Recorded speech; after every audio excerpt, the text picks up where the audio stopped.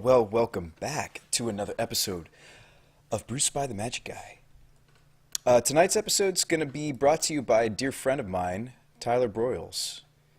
Was just hanging out with my friend at a game, and he's going to let me borrow this. Not exactly card for card, of course. I've made some pretty relatively big changes, But a lot of those changes are in just card availability on his part and my part in paper. And I brought back some old classics to see how they stand up against the new Jace slash Bloodbraid slash everybody trying to go beneath or above those decks metagame. So I'm pretty excited about that. Obviously, I'm not borrowing this card for card and paper, but it's going to be close. And I'm going to play it hopefully tomorrow at F&M, so shh, don't tell anybody. Don't tell Jay, because Jay's going to be there. But knowing Jay, he's probably watching. Did I take time to look at the brew you sent? Yeah, that was you, Arthur. I did. You're talking about the Tron deck? You're talking about that Tron list you sent me, right? Was it Facebook or Twitch? Because then I'll know which deck list you're referring to. It was the Blood Sun list? That did look sweet. I don't know. I mean, have you played it at all? Or is it like still in theory mode? Is it still theory?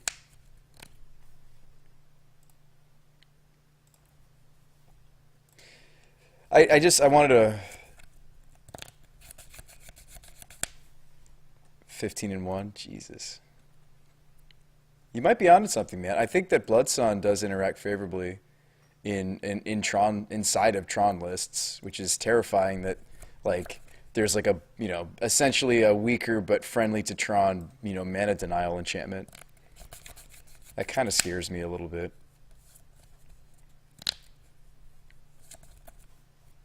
Anyway, this will be fun. No, the Hive Mind list. Oh, okay. I must have been thinking of a different list. I get a lot of lists sent to me, Arthur, so I apologize that I'm remembering the wrong one. Sand seems fair. We'll keep it. So, like I said, this is based on the paper variant that my buddy let me borrow, and I'm going to give it back to him, obviously, after the F&M, but I'm going to play something almost not card for card like this, but very close. Oh, it's in the Discord. Okay, Arthur. Yeah, I did see that. Yeah, no. I thought, like I said, I get a lot of deck lists sent my way. I was thinking of several lists that you could have been referring to. So we'll go ahead and shock say go. We don't know what our opponent's on, so maybe this is ambitious to just to opt. We'll see. We'll see if we regret that play in about 2 seconds. But it could make our opponent play very different. Like, they might think that we're, oh, okay. I'm okay with the play I made, considering our opponent. We should take that.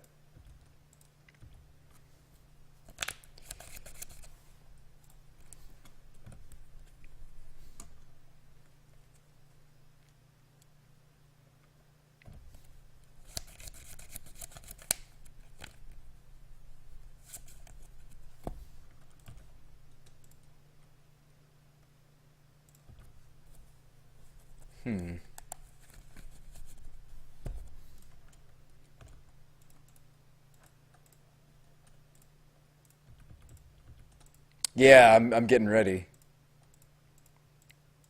It's a race to who lands Jace first. Oh, it's a fellow Esper player. Oh, this is a really good position for us.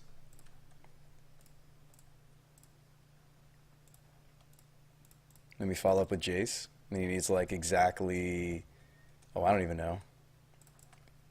Needs exactly like, oh wow, we get to put the Entreat on top? That sounds sweet. I mean, we don't want to redraw the Entreat yet.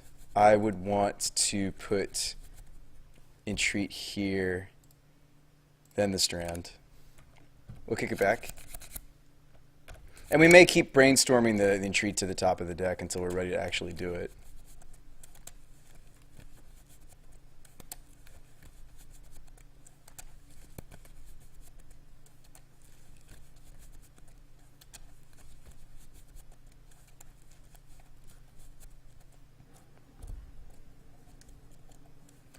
Probably flashback Lingering Souls.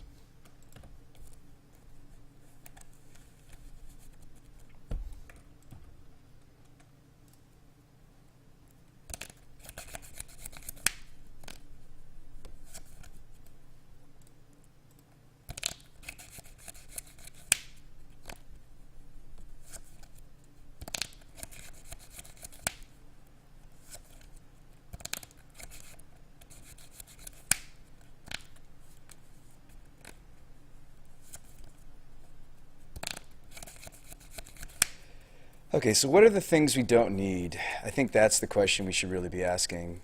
This game's probably not going to come down to the burn or even the paths and everything.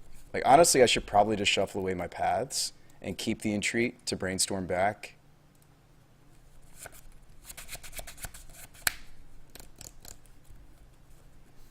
Kick it back. So we want to make a few more land drops before we try to do the Entreat. A rune snag.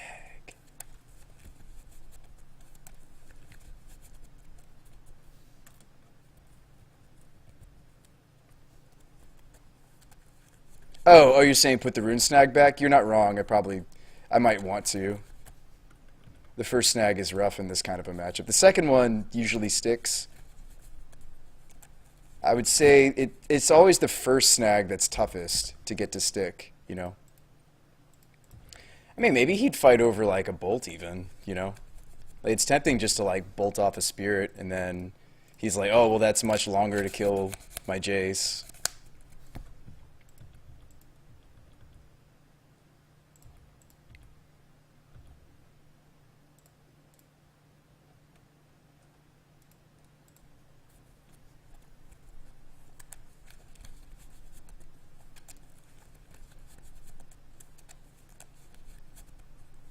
Another souls.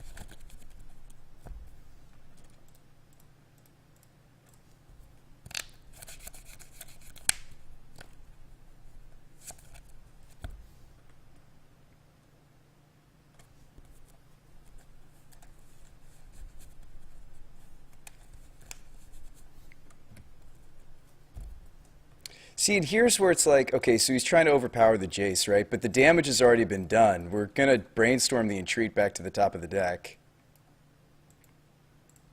Is kind of my plan. So we'll get a fresh draw.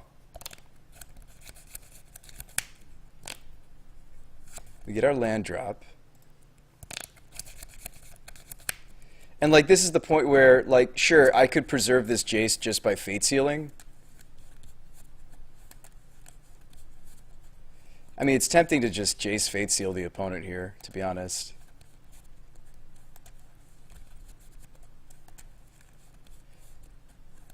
It's not that difficult for me to protect this Jace, to be honest, depending. We'll maneuver this a little bit differently than I was thinking. Just a quick, I'm going to say, no, you can have that. The second rune snag's so much sweeter than the first in this kind of a matchup. Like, now he has to pay 4. If we snapcast it back after it hits the yard, it's still 4. So like the order you want to resolve these is technically first snag, then second snag, then snap snag, if you can help it.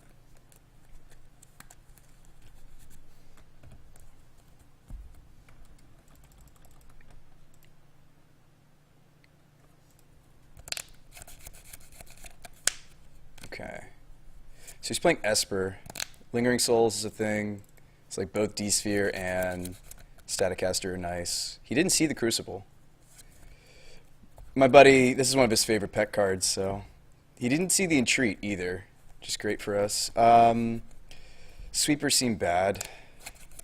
Relic seems good. The burn spells that are most efficient is what I want to stick with, if any. Give me some Dispel. They cut a path. Purge is interesting. I mean, I assume our opponent's going to be on, like, we can run the Phlox. We can try another pet card of my buddy's. I mean, I'm happy to try, you know, what he's working with, just so I can have a better idea of how the deck's going to play tomorrow. Crucible is spicy. Yes, it is. I mean, he's going to play around Snag now, but he won't necessarily put. What's funny about my buddy's like split here? We were talking about snags and mana leaks, right? So the mana leak, like is on a different number than the snag. So like if they try to play around rune snag, but we have mana leak, we can get them. And then if they're playing around mana leak, but we have the second snag, then that also gets them because this is two. This is they have to pay 2, but this is pay 3, but this is pay 4. If that makes sense. It's funny. Counterflux is nice against Bloodbraid Elf. I like it. People were joking about double negative, and then I realized they weren't joking. Consume the meek. The Miser's Crumble to Dust would let us see, would also take him off all his manlands and let us see how he's boarded. I don't know if that's worth, but it's interesting to think about. Probably not worth, but interesting to think about. I mean, that would mean cutting like, more bolts or paths. I think that's wrong. But it's interesting to think about. I mean, Halo could name like Thoughtseize opponents in Esper colors, so it's possible that. I mean, I assume he's on the same plan that I was the other day, just like try to body block for Jace with Lingering Souls tokens, and we stuck a Jace. What's up, Locorn? So we're gonna do a split of both. So I'm not sure what I want. Actually, if I'm gonna run the Crumble, I think maybe less path is fine. No, we'll try the split. I do like the upside of getting to see how our Esper opponent sideboarded. All right, so you're currently brewing 4-color Scape Shift. Oh yeah, that sounds sweet. Ooh, there's the Crucible. I mean, we're on the draw. I would keep this against like a dirtily Esper control. Why are you running a split and op for testing purposes? No, it's what my buddy has. This is card availability. I sold out of a lot of my Modern, and I'm actually borrowing his deck for a Friday Night Magic tomorrow. Well, technically today, but tomorrow evening. And I basically tweaked it a little bit with what I have on Magic Online to most closely resemble what I'm borrowing from him. And then he said I'm also allowed to make any changes I want to his list before the event, as long as I obviously keep everything orderly. So I'm kind of testing a what's the word I'm looking for? A mashup. There you go. A mashup of my list and his list together. This is plenty of mana. Although we do want to see a fetch land with Crucible. Why don't we go bottom top? Yeah, with Crucible we do want to see a fetch.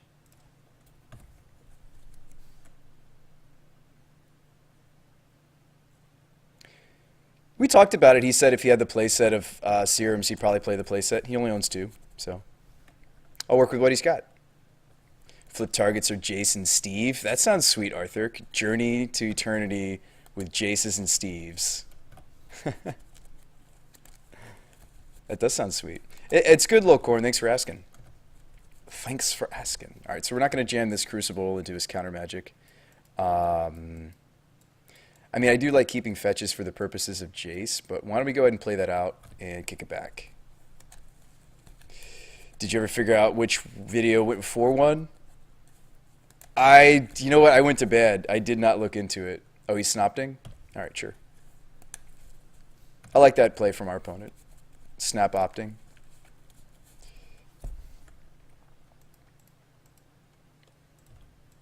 Oh, and he has a Sphinx's Revelation in paper, but I swapped it for an Entreat because I wanted it. I've been wanting to test Entreat in a deck like this. I don't like just jamming the Elites on a Snapcaster Mage. It's weak to him just slamming a Jace. So he's making land drops. I'm making land drops. So Cryptic.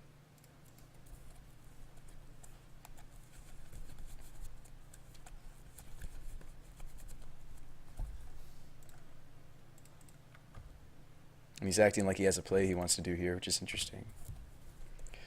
All right, Electrolyze. I mean, we're not under terrible duress.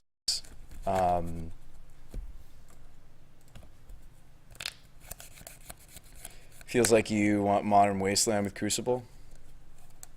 I'm running a split of Ghost Quarter and the other. Yeah. Modern Wasteland. You referring to Ghost Quarter? Wait, what are you referring to? Oh, he said, this is another thing I'm going to have to buy in paper at the store tomorrow. He doesn't have Field of Ruins. clean the board and play lands. This is like an end step Vendilion Click. Oh, okay.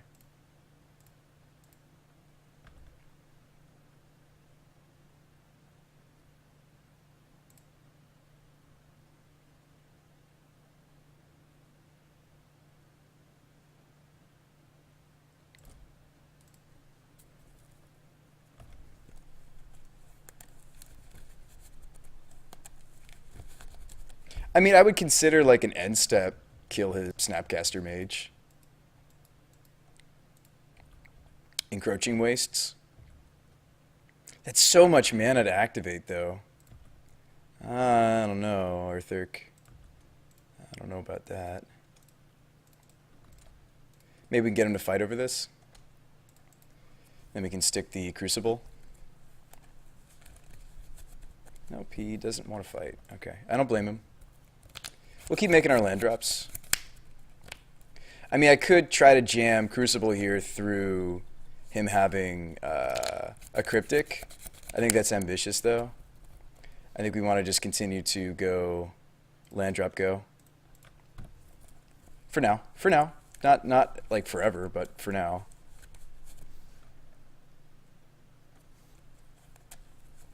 It's like another Snapcaster Mage? Sure. This is just another Snap Opt, and he's going to try to get in for two or so damage.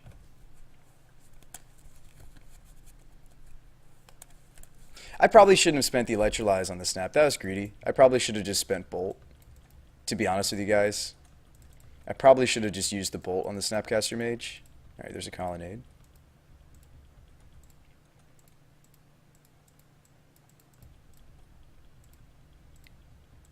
This probably should just be end step Bolt, not... We should save the Electrolyzes for his Lingering Souls. So that may have been a misstep. Go ahead and Bolt this Snapcaster.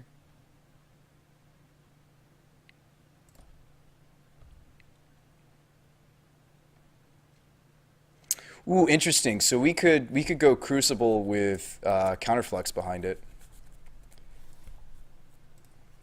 That's an interesting thought.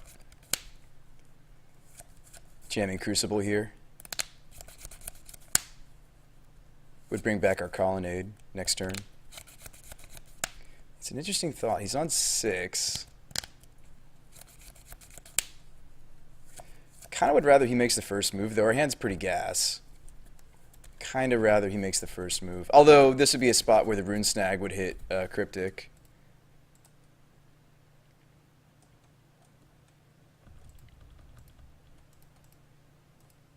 We should save a fetch, though, for Jace, right? Because I might not get to resolve this Crucible. There's always that possibility. What about Tireless Tracker and Krark-Clan Ironworks? They'll turn your lands into Tron lands? What?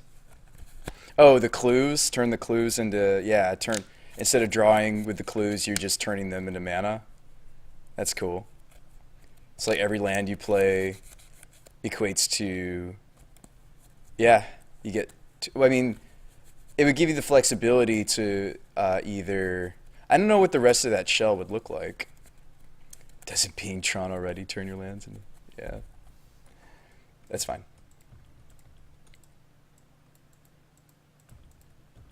So like here, like he may want to fight over an Electrolyze, right? And then we get to stick it, so to speak.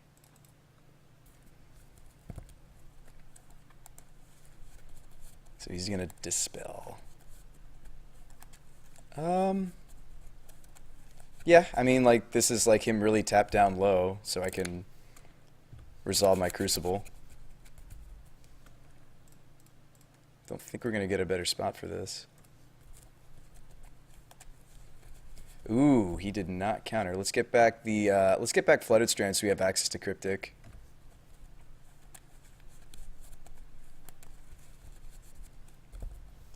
Use Penglacial Worm.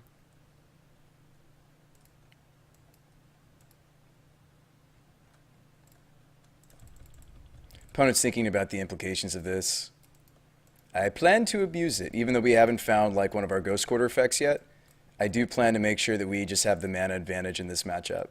That's kind of the plan.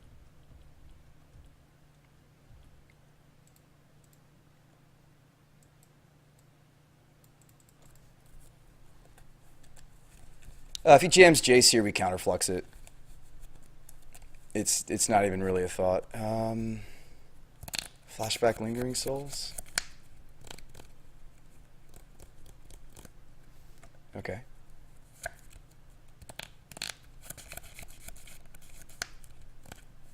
I mean, I could just D-Sphere here, is like the other thought I'm having. You know?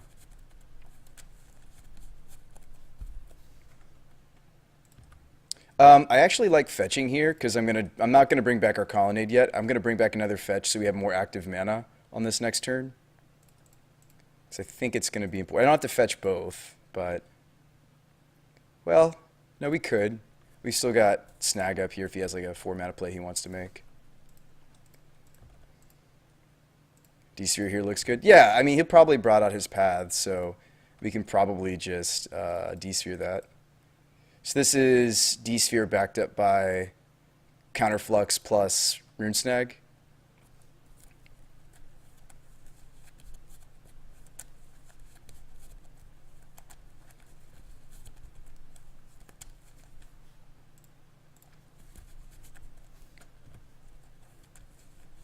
Assuming he's like pathing his own dude. Fatal pushing it. I mean, I kind of really need this D-Sphere to resolve, don't I? What are we on? We're on 9. I mean, I guess I have Snap Electrolyze. So I'm not in love with fighting here. Because like we could just during his end step, like on our mana that we have, we can even just end step, Snap Electrolyze. We can take a little bit of a beating. He's also killing off his own spirit, so it's like it's not like it's 4 spirits anymore, it's just 3. Dear MC says, but watch out, he has Colonnade. Well, if he's brave enough to animate it, we'll see. We shall see.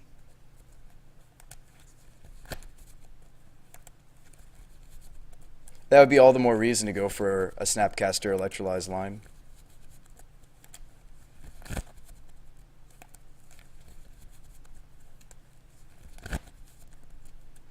Chair says, why not just bounce your D-Sphere as well? Yeah, I could just like end step Cryptic my D-Sphere.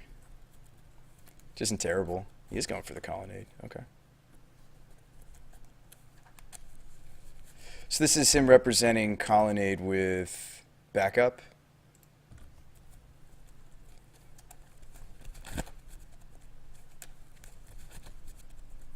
Do I do something that looks anemic like Snap Bolt a Spirit? He won't do anything if I do that. Do I go for the Snap Electrolyze? He counters, but then next turn we... No, that doesn't look good either.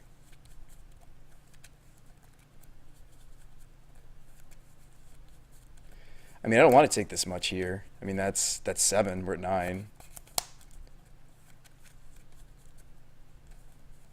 I'm just thinking if there's a line, you know.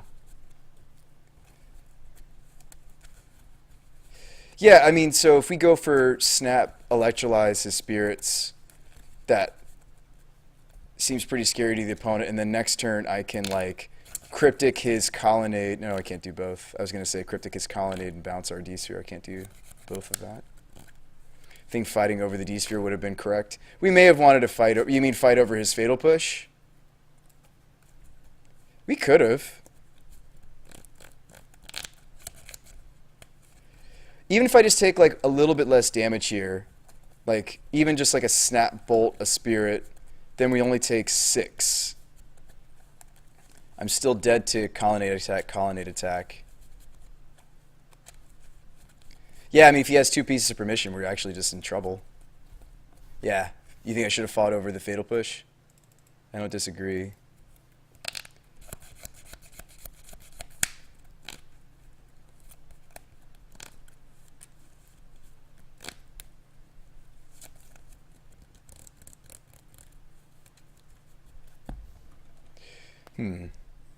Yeah, we don't have a good line here. Community brew off. Think you got to go for the Snap Electro. Yeah, I mean it's probably just we hope he doesn't have anything, right?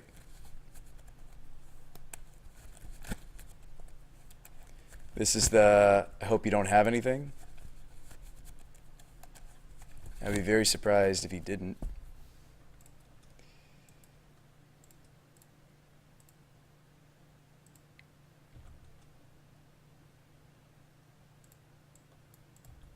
I also should do this before the colonnade's already attacking, just due to the fact that if it was like a 3-mana counter, I don't know what 3-mana counter it would be in Esper Colors, but if it was a 3-mana counter, we had the ability to... Oop. All right, so show me most any spell. So he's on leaks. I mean, at least we get the information. Oops. I think we're not completely screwed. Trying to turn off my auto yields there.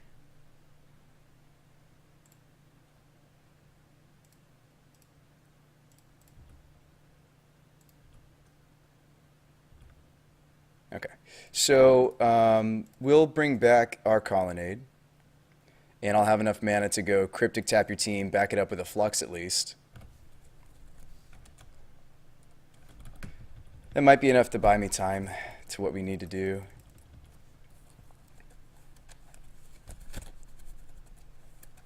What about Cryptic bounce, colonnade draw if he counters? Oh, well, actually, we're just screwed because he made the right play. Like, now I have to do the Cryptic bounces permanent line. This is terrible. This is not where we want to be.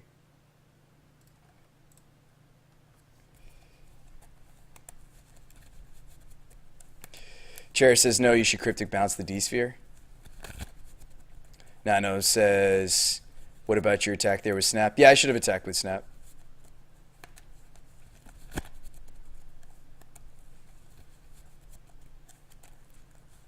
So he's going to negate.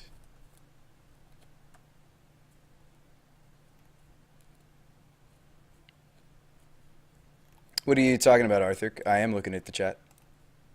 What's wrong, dude? What's up? Why are you spamming, dude?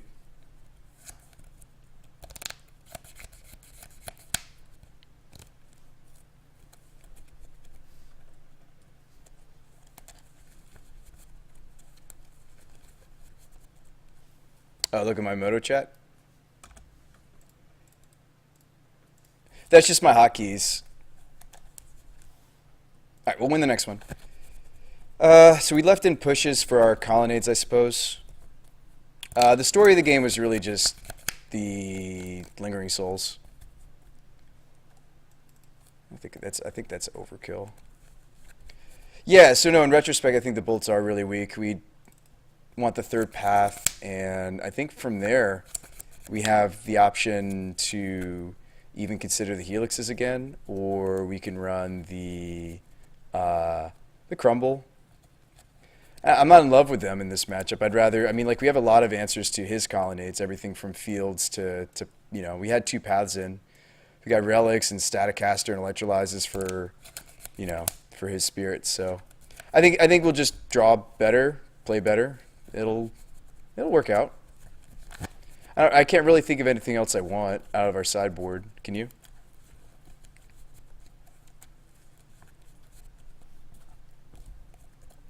Land destruction is your best friend. You like the crumbles? At least it would also give us like hand information. So you like crumbling his colonnades? Yeah, I mean, if we do this pretty quickly out of the gates, it means we don't have to worry about the colonnades anymore. In paper, I'm going to be jamming 3 or 4 colonnade. I think this is fine. We get to jam a Search for Skanta. But yeah, in paper, I'll be jamming. And it's got an answer to, somewhat of an answer to Lingering Souls.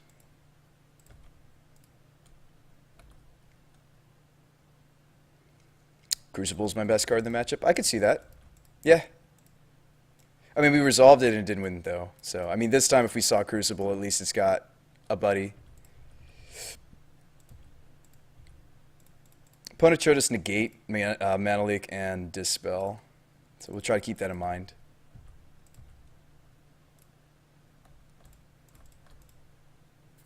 Search for Skanta.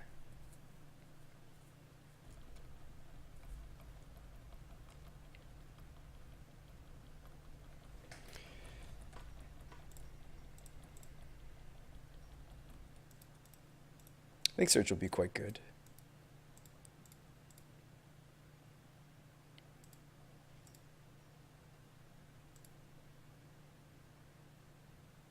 So am I looking for, like, sideboard cards here? I think we're looking for sideboard.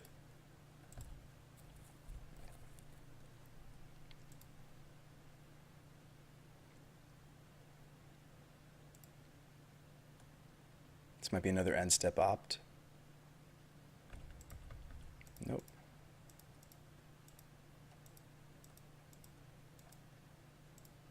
If we have the opportunity, we might just want to pop off this colonnade now if he doesn't make a play. I'm sure the opponent's on a basic.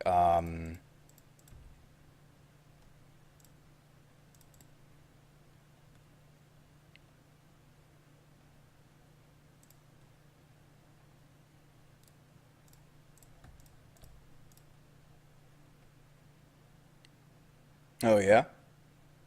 Okay. I think it'd be silly of me not to make sure we have all the colors here.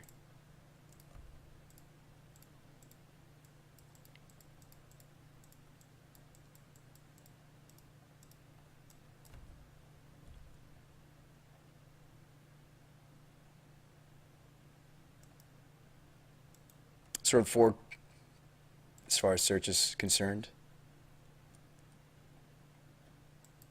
I'm going to say no.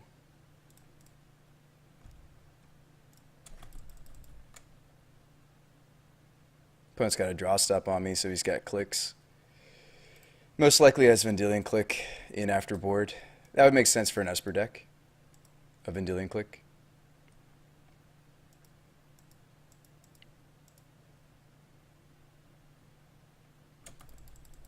He wants to surgical my field. Okay.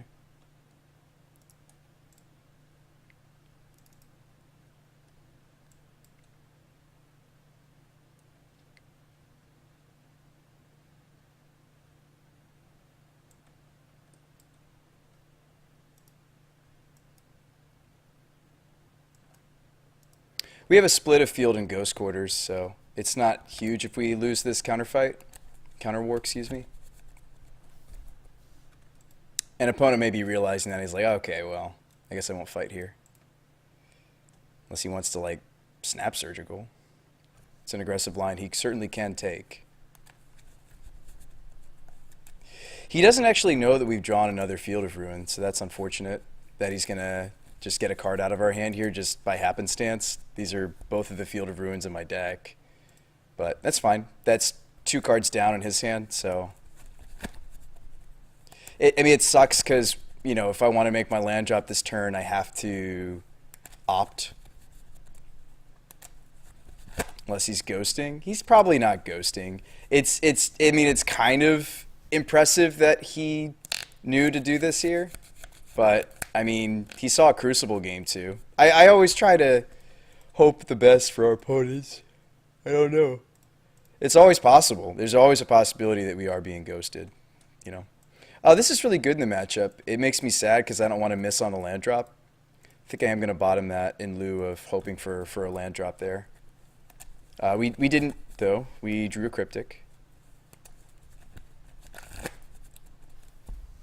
Ooh, Crucible of his own. Okay. Opponent also into Crucible. That's funny. We're going to de-sphere that, most likely.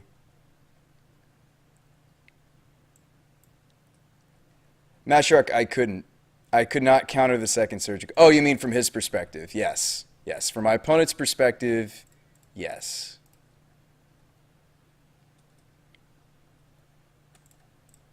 Yes, from our opponent's perspective, absolutely. And he has perfect information here, so I might as well pop off the D-Sphere and we'll see how this goes.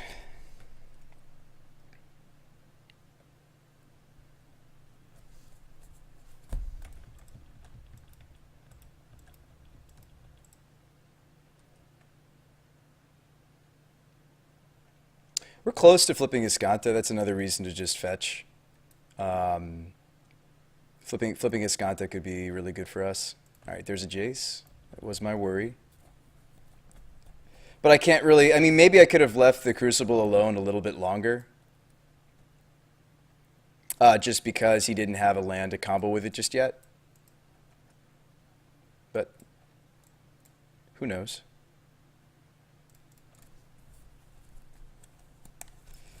I mean, now I really wish we had the burn.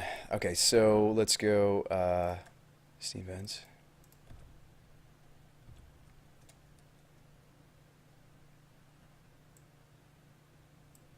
Jace on my own. So what did he do with his?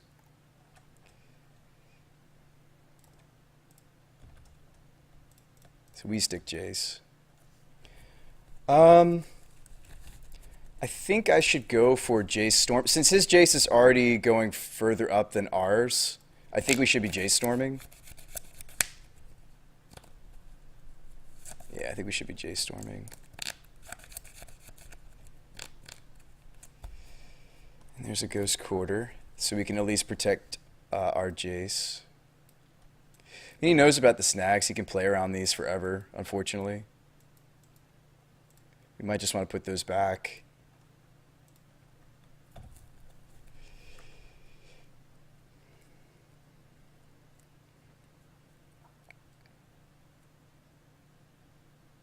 If he plays land, Jace is done due to Colonnade. Yeah, we have a Ghost Quarter.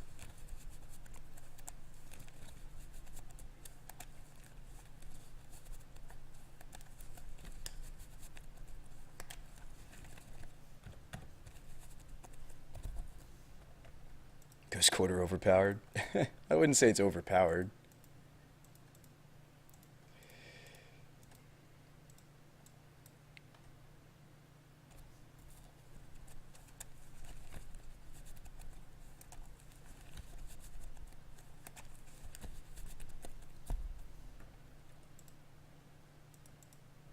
This is kind of a combo. So we topped a Rune Snag, and then there's another Rune Snag on top. So what we're going to do is we're going to bin the first one, thus upgrading it.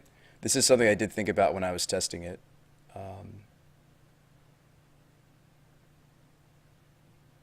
Yeah, it's probably Souls. Now you should give him a free shuffle. You should have quartered in response to his J-Storm, says Nahomes. Yeah, but we don't really want to quarter until he animates the Colonnade. There's no guarantee that he's actually planning to... you know what I'm saying? Like, there's no guarantee that he's planning to... actually, if I just Fate Seal on our Jace, we...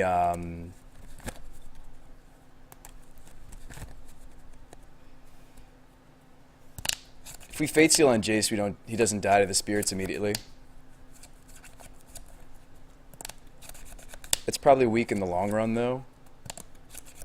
But I can't really let our Jace just die.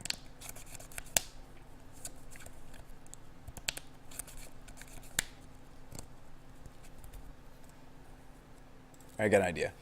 We'll fetch now because we probably have to Escanta anyway. Fate Seal ourselves. Bottom the plains. Kick it back. This at least lets us take one swing of the spirits. And hopefully buys us time to Escanta.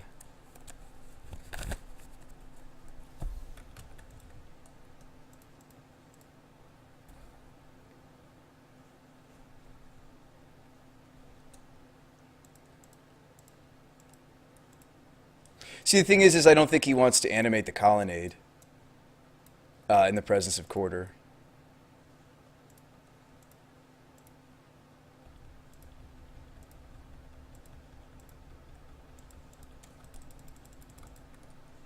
I mean, interestingly enough, he doesn't really get any benefits of this Crucible yet. We could, like, bounce our D-Sphere, let him have the Crucible.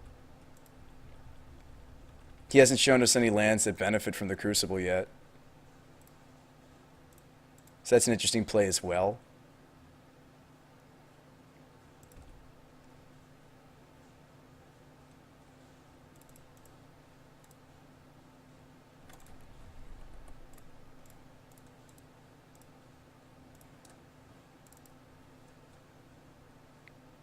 Ghost Quarter should be Field of Ruins. I'm running a split, actually.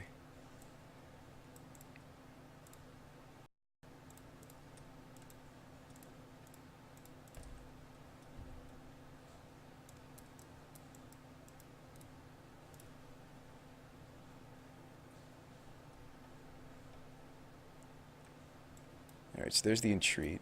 So what we're going to do is we're going to top this Entreat. So I'm going to go like top, top.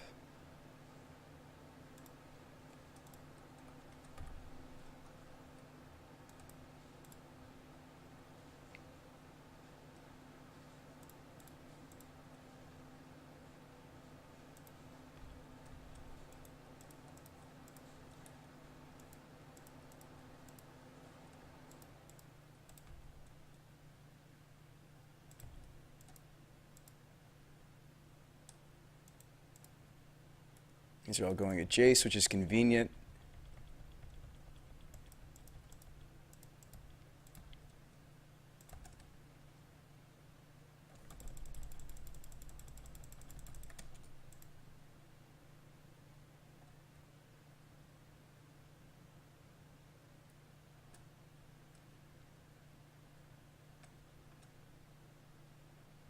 He's targeting himself. Just fine.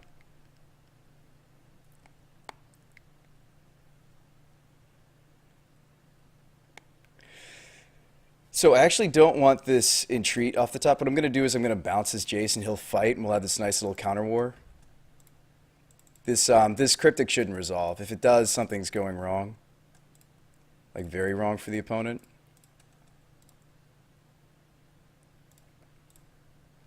This isn't actually going to resolve. If it does, something very strange is happening over there.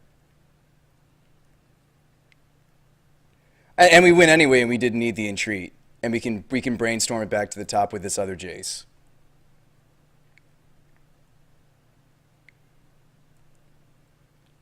Like I'm not aiming to actually win this counter war. I'm just trying to tap his mana so we can Entreat and we can win with the Angels.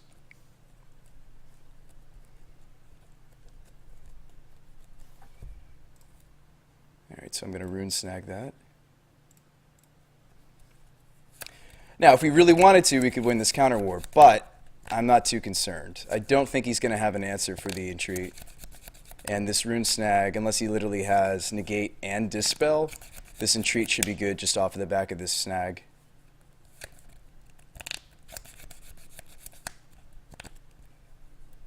So I kind of just want him to tap a little bit more mana. Yeah, this is better than Mana Leak in this case, just in this particular scenario. We already have one snag in the yard, so... Oh, he's going to let it go? He's going to let this go? Okay. No, that's great for us. We don't really want the path, right?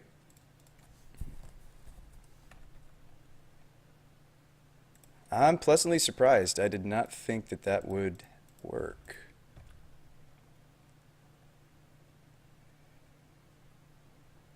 Yeah, I did not think that was going to go through.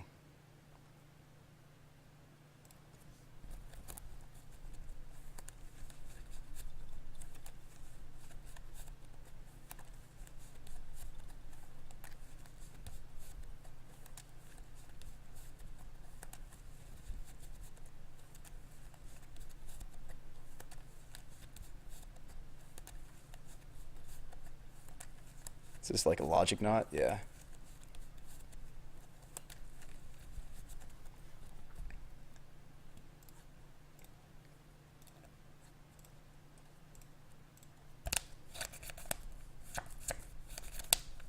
I'm trying to make this game not about the Jaces anymore, by the way, stream. So, like, I know you're like, no, BrewSpy, you should Fate Seal. What are you doing? I'm just trying to put the Entreat on top of our deck.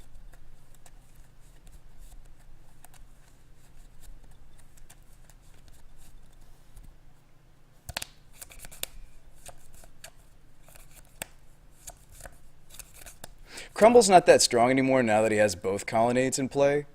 We may just want to go top, top. If I shock here, that denotes that we have something more than we actually have, which might be good to do. Because we just look kind of weak if I don't shock, we look a little bit weak, and he might just, you know, jam. I'm hoping he still just pressures Jace like he has before.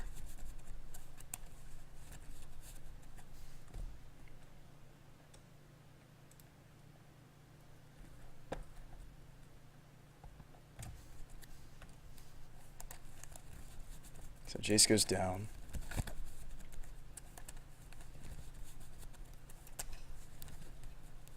We don't even have to make that many angels. So there's a Jace. So he's representing perhaps Cryptic.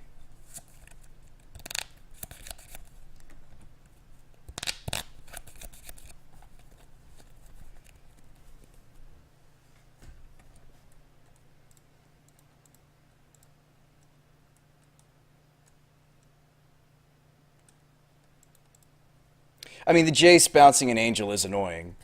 I'm not going to lie.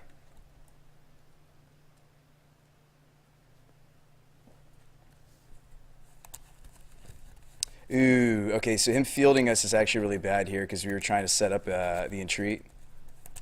That's not good. I mean, I could draw the Entreat, and then we have to hit another Jace to set it back up.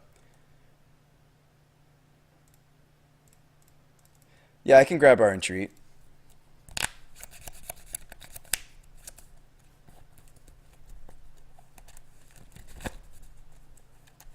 Opponent may not know what's going on here and just fight anyway.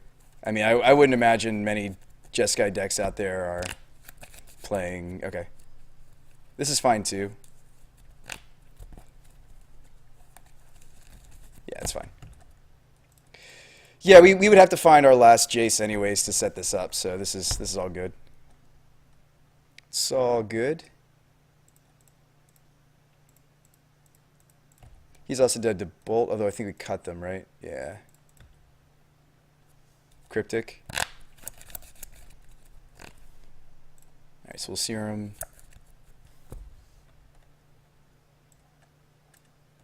More snaps. Relic a little bit late to the party as well. I mean, these snags are strong at this point, but I don't know if that's what I need.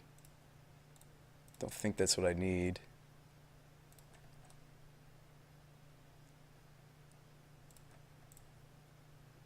Alright, so hold up. So we'll bounce our... Here's what we're going to do. Because he delved away all those scary things. I'm going to return my D-Sphere. And just hope he doesn't have Dispel, really. He's representing Dispel hard, at least trying to. He may indeed have it. So he's going to get his Crucible back. But we're going to go after the Jace.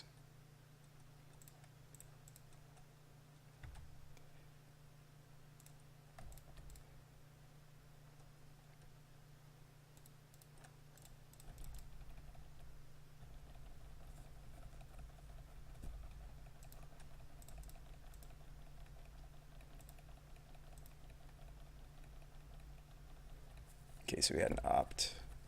He goes bottom, that's a good sign.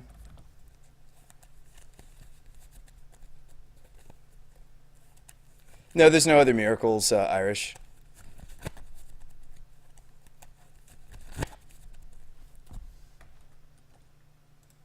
There are no other miracles.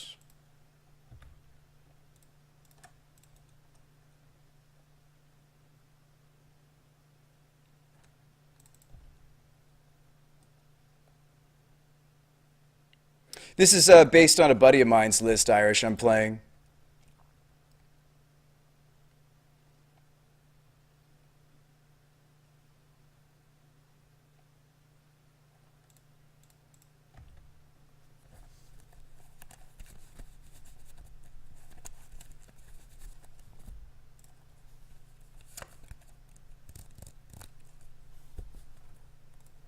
Alright, so we'll go ahead and exile away that Field of Ruin. Don't want any of that nonsense.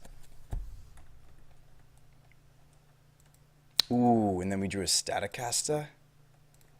Hang on. I think he's got another counter. Let's try to bait out... Hold up. Let's wait. Cancel.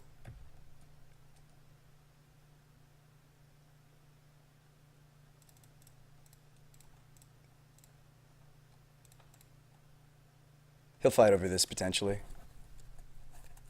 He's only on 3 cards. If he ignores it, it's still a victory for us. If he fights, we get to stick the... Yeah, okay, so he's going to go for the Cryptic counter. Meanwhile,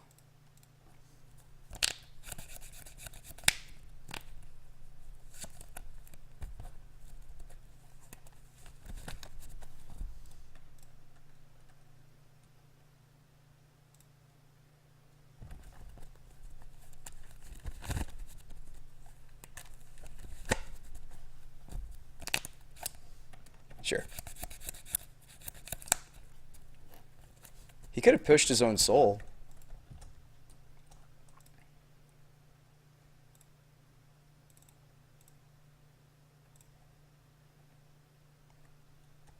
So I need to ghost quarter. Hold up.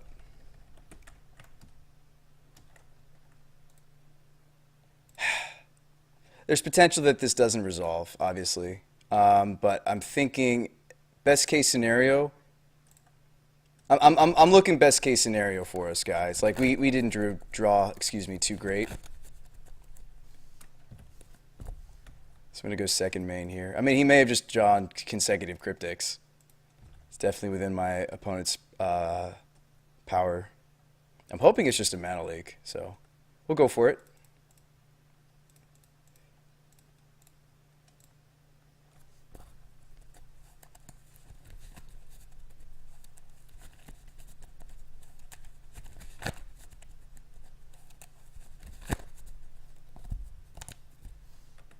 So you drew another cryptic? Okay. I mean, we're navigating this best we can. Opponent did resolve Jace and did get to stick their Jace for a bit longer than ours. We do have our paths in, so it's not like we're just completely screwed here. But the Crucible plus Colonnade is a wombo. In fact, it's a wombo that my buddy loves. He's playing in his list. Okay.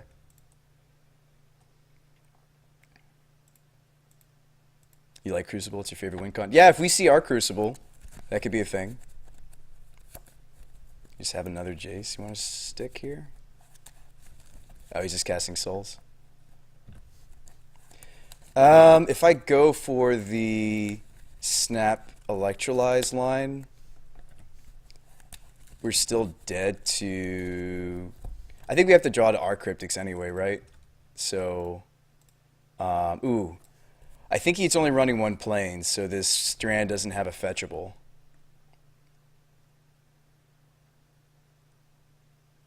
I mean, there is a fetchable land for it. It's just we'd take damage doing it. I guess if our out involves, yeah. I guess if our out involves like hit like natural Entreat or something, like I'm okay with it. It's okay. We played to our outs. I mean, opponent. We're playing Jaces too, like opponents resolved, ours didn't, it happens. We'll play to our outs. That's a Colonnade, a little bit late. My buddy plays the playset, you know, I'm skimping on it. Ooh.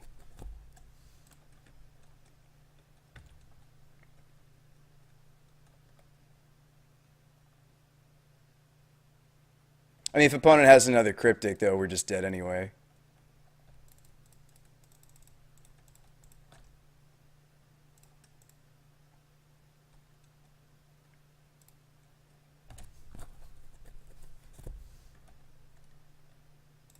Which is fine. Hey, we got to do our thing, stream.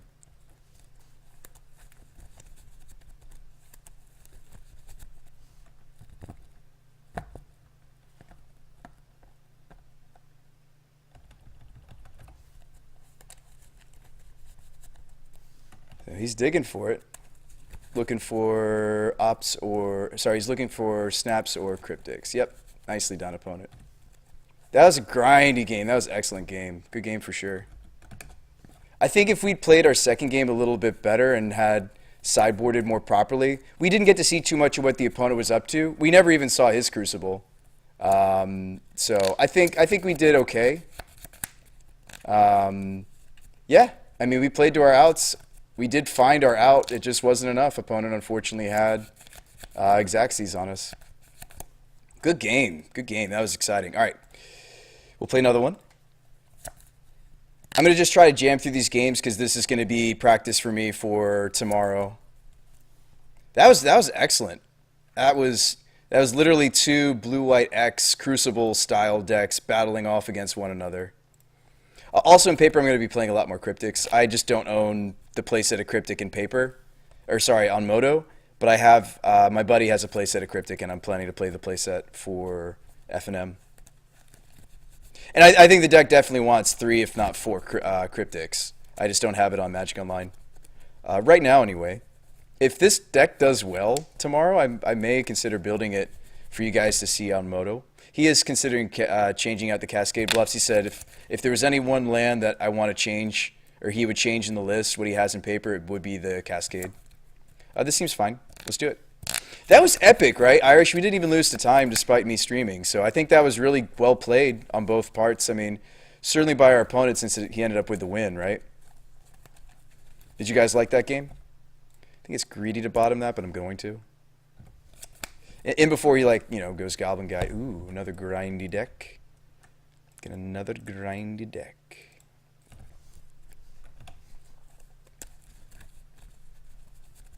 Yeah, I think it was too. I mean, that's the kind of game where it's like, even though you lose, like, it was still just super, like, exciting, interactive, interesting.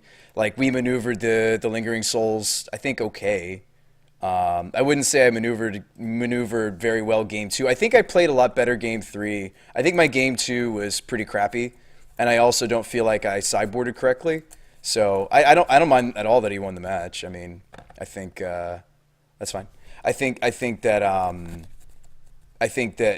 certainly in Magic we hope that the player that navigates the matchup better wins. It's not always the case. I mean, the fact that we just like drew our Entreat at the end, like the fact that I just nut drew that was insane. I don't want him to know that we just drew the Colonnade, but I don't want it to screw up our mana later by having a tapped land.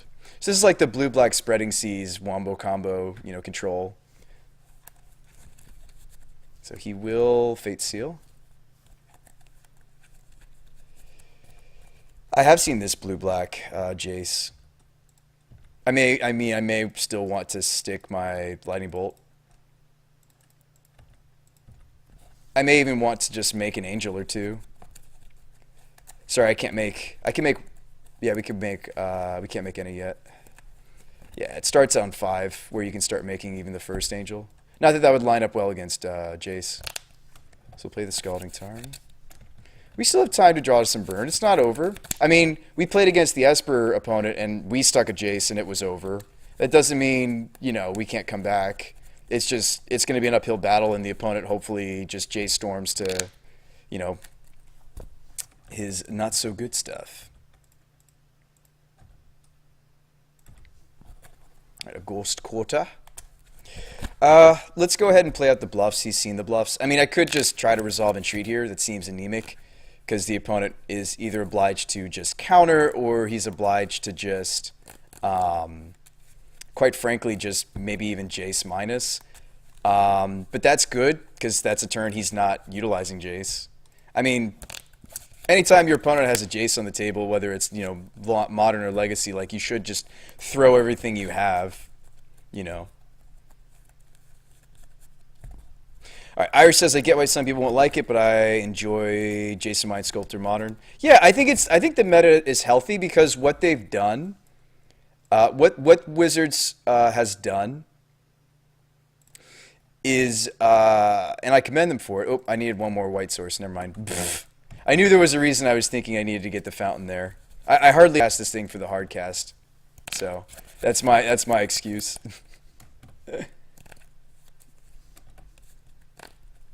No, we're going to lose this one, and that's okay. I mean, that's what happened to our Esper opponent. We Jace stormed, I think, 2 or 3 times, and then he just scooped. So, as long as my clock is higher than the opponent's, I'm not inclined to scoop.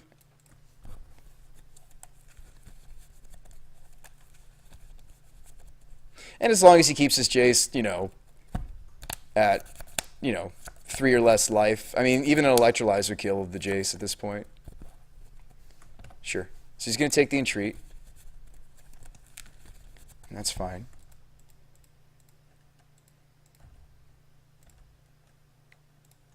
That's just to prevent him from being able to Fate Seal us. The colonnade would die here, most likely to a fatal push, so I'm not inclined to swing in with the colonnade. But yeah, most certainly, I think Irish is like, just like how there was a lot of people that didn't understand when they've lost when it comes to like lantern control. I think that people in modern are still like not aware. I think okay, if you talk about like Bloodbraid Elf, right?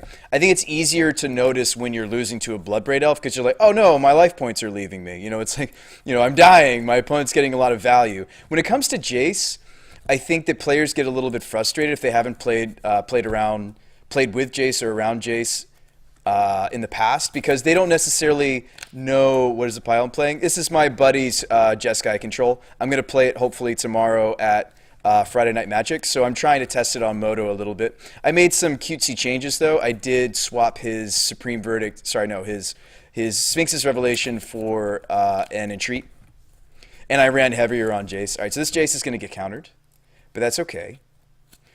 I'd rather the Jace gets countered than we lose it to like a Thoughtseize. They do run Thoughtseize. Not a terribly, you know, huge amount of Thoughtseize.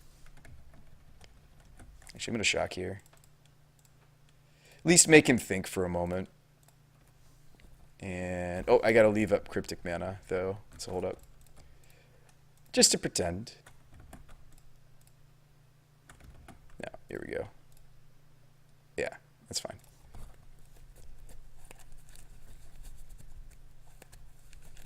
A Remand. Okay. I'm not inclined to jam the Jace into a Mana Leak. It's a wonderful pile. We just played the Crucible of Worlds mirror, actually. Our grindy Esper opponent also was running Crucibles. Or probably just the one of. Thoughtseize, yep. Take the Jace, yep. So maybe I should have just jammed it back into something. We could have jammed it. Alright, Snapcaster Mage. Snapdapcaster. Snapcaster Dap. Snapdaps. Snapdapcaster. Alright, so we're gonna Snapdap the Caster Mage. I don't really like using filter lands when it comes to a Snapcaster. I don't know if that's gonna resolve, but opponent knows what our hand is anyway, so. Show me the butts. What do you got? He just wants to remand this bolt. Seems like a good deal. Seems like a bargain. I mean, this is the control mirror. I'm not obligated to scoop to the opponent. Our clocks are comparable. It's fine. Go ahead and F6. Yeah, our clocks are both 21 minutes in, so that I think there's no reason. I mean, just like I think our Esper opponent honestly should have played it out because he could have clocked us, to be honest. I think that's good on our opponent, the Esper control player that we just played with Crucible. I think that's good on him, you know, as far as saving time. It's fine.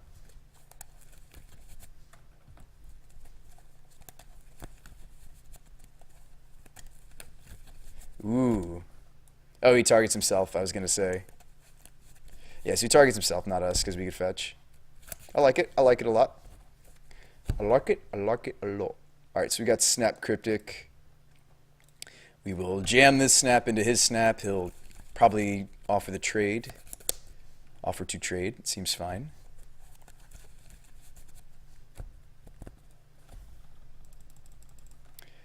Alright. We got. Have you found your cryptics yet, opponent? Have you found another... This isn't even really what we need to be doing. I'm just trying to buy time.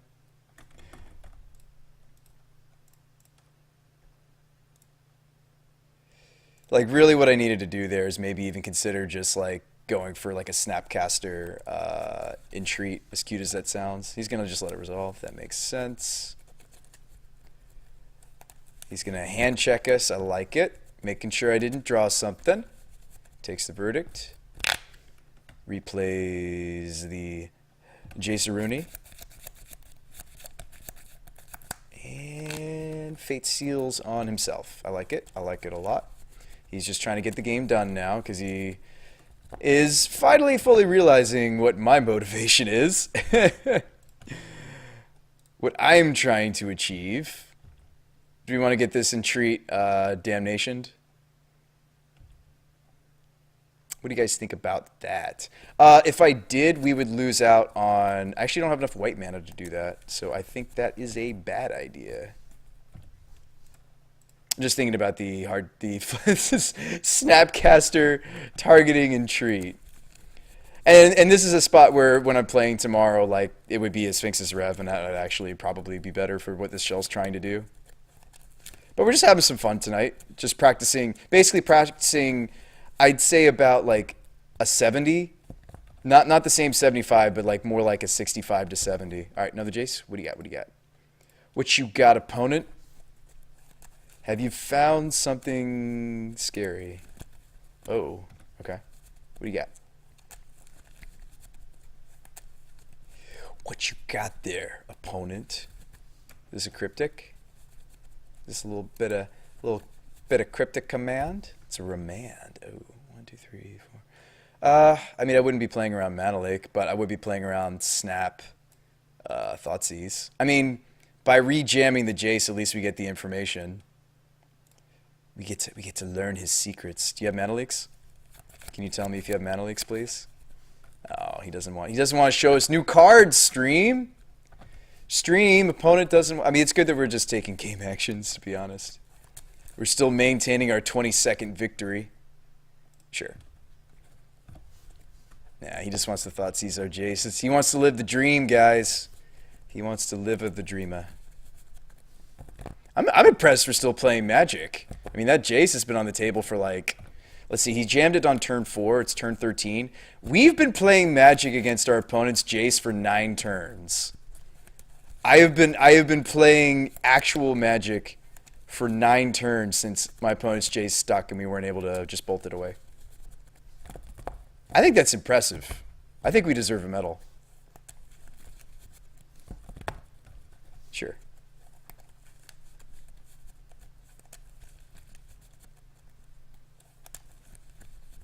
So he's on 3 swamps and he's got 3. Okay, so he's going to go for the Snap Thoughtseize line. I like it. I like it. Seems good. Yes, you can. Go for it. Spend those precious seconds. We're now a minute ahead, by the way.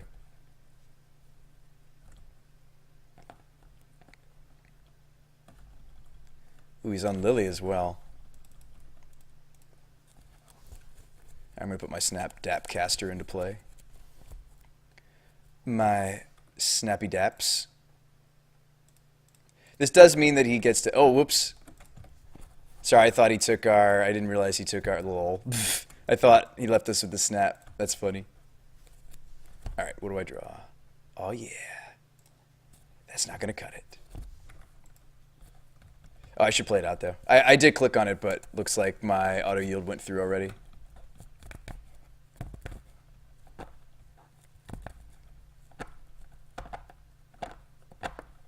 I can also turn off my auto yield should he animate the tar pit. Which is fine.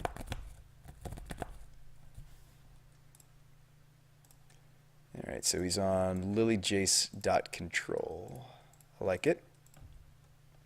Like it a lot. Slow your roll, opponent. Think about this Electrolyze. Think about the possibilities. Are we going to fight here? Okay, I'll cast it again.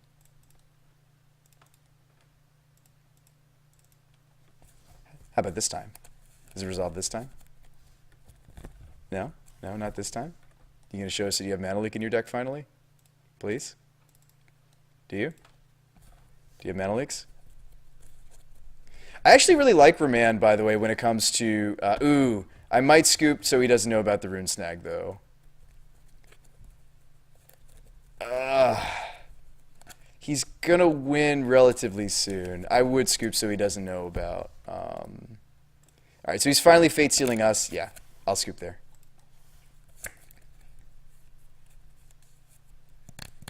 Alright, so... I like our game. I like our odds, though, post-board. We have a lot of tools for a matchup like this. thankfully. Actually, more than I'm gonna have tomorrow because Tyler's list isn't running purge. I could put a purge in it though. That's a consideration. All right, so Halo's interesting. Probably don't want it though. I mean, I could name Thoughtseize. Being able to stop Thoughtseize in this kind of a matchup is actually really kind of neat. You can also just name, when it comes to Lily, it stops some of her modes. And when it comes to Jace, it does stop the face seal mode. Not that that's great, but it's probably better than nothing. Relics will probably be better than nothing. Lightning Helixes can go. I still like Bolts and Electrolyzes though, but I think Helixes can go. Verdict can go. Crucible's got to stay. Crucible's amazing in a matchup like this, actually. So, yeah, we lost game one, but I'm not phased. I think we can still do this. Flux is fine. I'm not really that excited about like Crumble or Spellskite. If you guys notice anything that we could squeeze out of the deck, gives us room for Crumble. It would just be for taking out Tar Pits and then gaining a little bit of information. I think Mana Leak is not going to scale very well in this kind of, I mean, like opponents like long game blue-black control. So, not that Mana Leak's not good. It's just not great.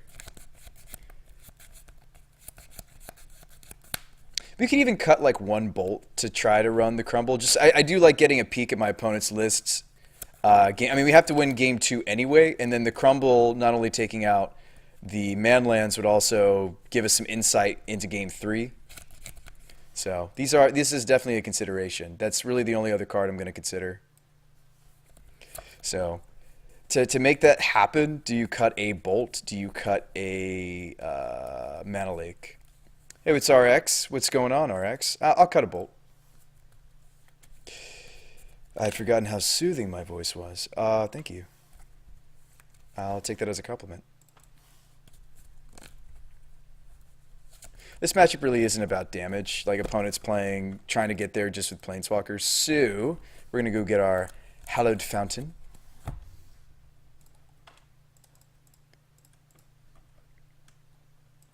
Ooh, a Jace. I don't mind these at all.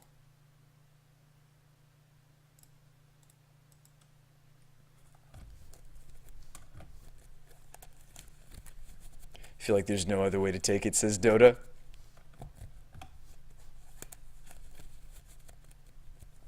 How else could you take that, says Dota. What does it mean? Double rainbow. Oh man, he knows about the rune snags now.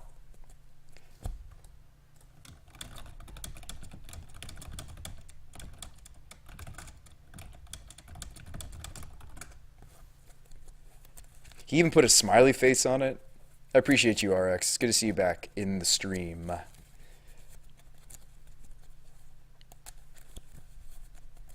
Did I answer your question, though, NQR Gaming? I don't even know if you're still here, friend. So this pile I'm playing is a borrowed Jace-kai control. I just built it on Magic Online so that I could test it leading up to... Because I just literally started borrowing the deck. Oh,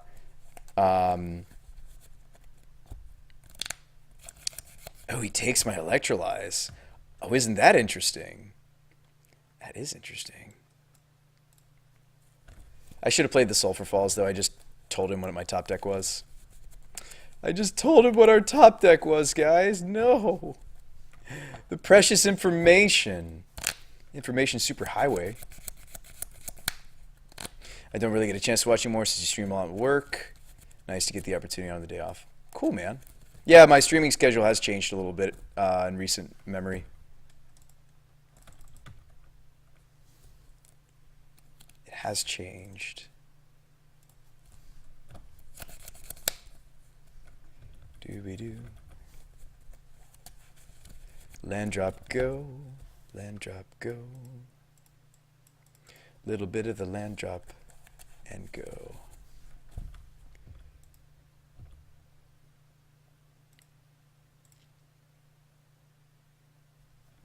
So he wants to Thoughtseize. Okay. I mean, I get to potentially stick Jace.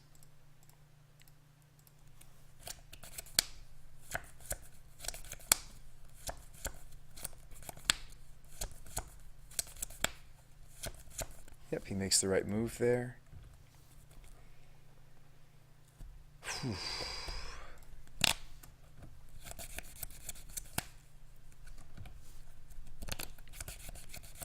And like I said, like Hallowed, excuse me, Ruined Halo on Thoughtseize is really nice in this kind of a matchup. Being able to protect our stuff is quite nice. So I could snap Electrolyze. And opponent can't really do anything about it because we have Jace Snag. So that is tempting.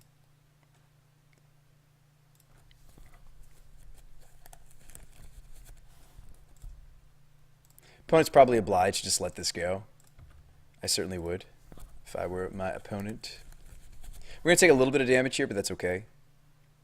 This matchup really isn't about damage. I think actually their only damage dealing element is maybe the Tar Pits, maybe like a Vendilion Click or two. It's very sparse. It's not all that much.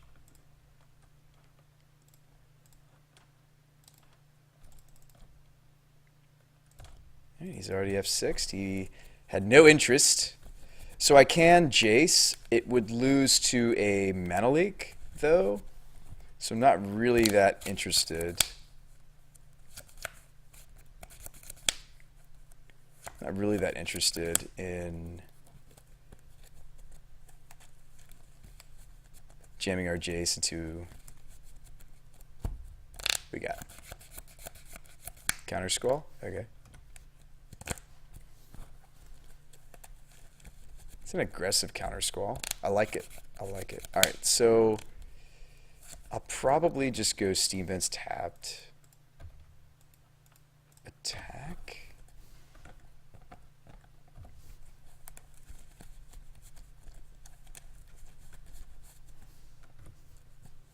Second Rune Snag.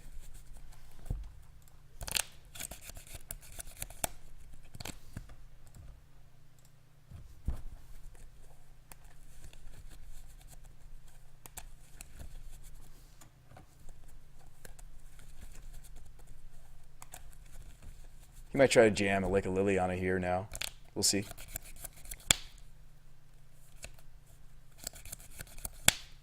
Alright, so he wants to snap Thoughtseize. And this is him just trying to break through. Like I said, if there was something that I could Ruined Halo, it would probably be Thoughtseize in this matchup. What else you got? Opponent?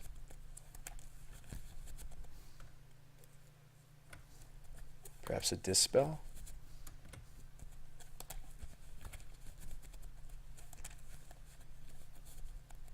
Counter Squall.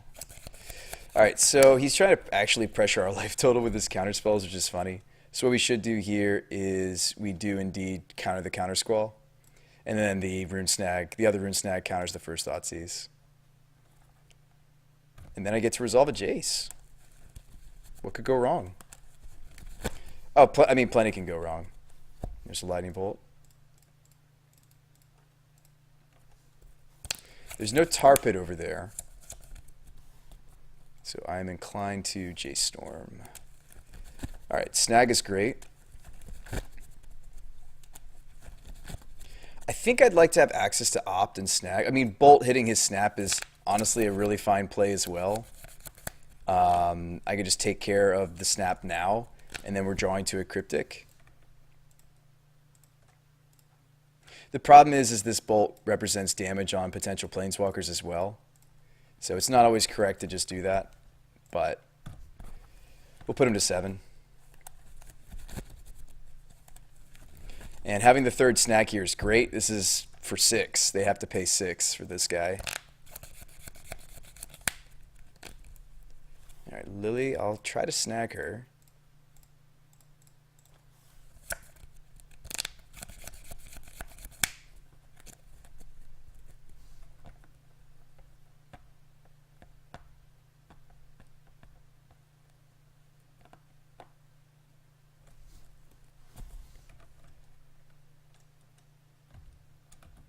We're still winning the time war. Hey, what's up, Bellicor? Yeah, it's been a little bit since I've seen you. What's up? think I'd rather get the colonnade down. I mean, I could just opt into the colonnade. Now let's get the colonnade down, hold up the cryptic, get in.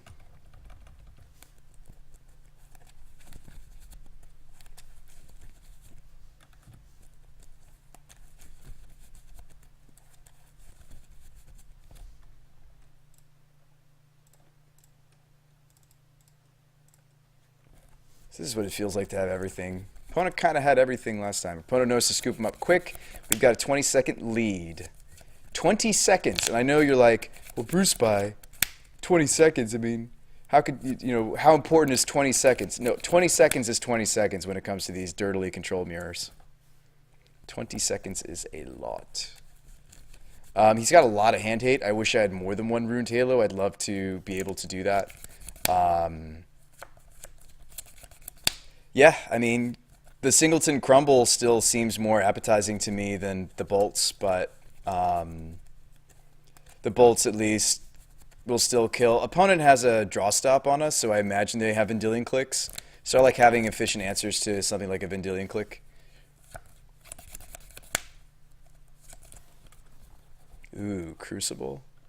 We'll keep because it's got Halo. We might get to name Thoughtseize. The problem is you know, the Thoughtseize usually does the damage by then. Like, they've already gotten to... Unless he's a very patient Thoughtseize user, they've already stripped your hand at that point.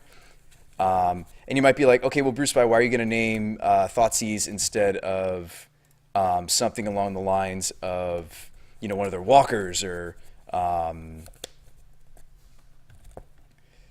as if he had Thoughtseize, wouldn't he have already played it, right? Well, the thing is we just do a D-Sphere, so if I can protect the D-Sphere... I mean, yes, Inquisition will still hit my hand, and this might not even resolve, but we have the bluff, so I'm going to do our mana this way. But this might just evoke an answer from the opponent, which is good. We want him to try to... Okay, so he's going to fight over this. Opponent assumes that we know what we're doing, and we plan to name probably his primary mode of interaction, which is Thoughtseize. She's going to slam Lily. We D-Sphere her. My other option is to play Crucible. I'm assuming this is Lily, right? Yeah. Yeah, so my option is to play Crucible, and then that kind of doesn't make us punished for Lily anymore. So it's tempting to go for Crucible, to be honest. It's one of the ways I can, like, you know, not really care about how her discard affects us. Because I think he just wants to follow up with a Jace. Yeah, I think he wants to follow up with Jace. Nope, there's a Thoughtseize. So unfortunately going to get to take my D-Sphere. Here's Downfall. Interesting. Okay. I don't hate it. I don't hate it. And specifically a blue-black dirtily control, I don't hate a Singleton Downfall. I don't. All right, so down goes our Detention Sphere. And I'll just pitch lands to Lily.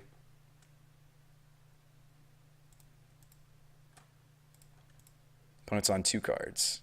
Another Downfall. Purge? Okay. All right, so we'll play our land. Try to purge Lily. And if he fights, we'll fetch. There we go. Try to purge Lily.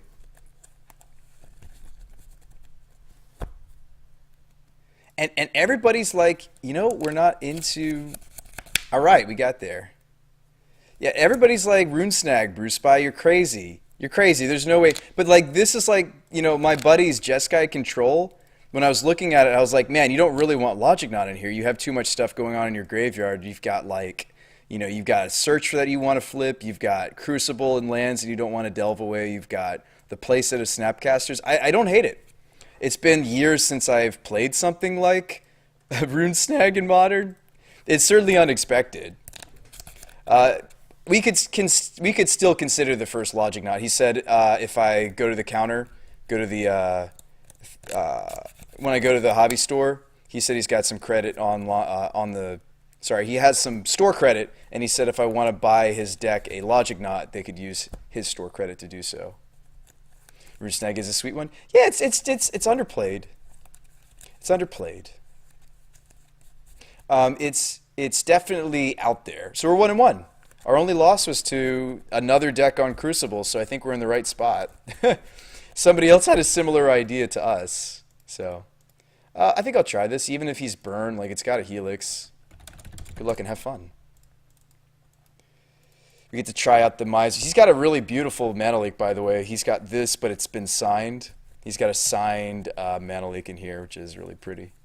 He's got a bunch of signed cards in here. He's got, like, signed Lightning Bolts. Just cool. Oh, speaking of burn, draw us a land, because you're the Goblin Guide. Does not draw me a land. Well, we're not completely out of... I mean, his version's heavy on Helix, which I like. So, like, we'll hopefully get to toast. Ooh. Okay.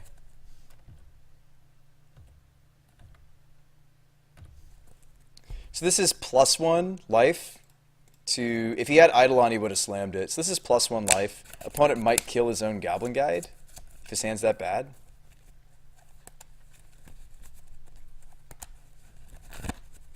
He's considering it. Okay, we go back up to 15. Goblin Guide, can you please just draw me a land? Because you're the Goblin Guide. Snag also doesn't need double blue. Yeah, that's another nice thing. And, like, my buddy's list is really, really greedy. In the early stages, like, you don't always have double or triple blue. All right. Sure. Opponent's on 2 cards. Oh, he did mulligan, so we have a shot. And he's drawing kind of like a little bit more mana than you'd want to. All right, so we did draw the Helix, but opponent's probably got a Skullcrack in his hand.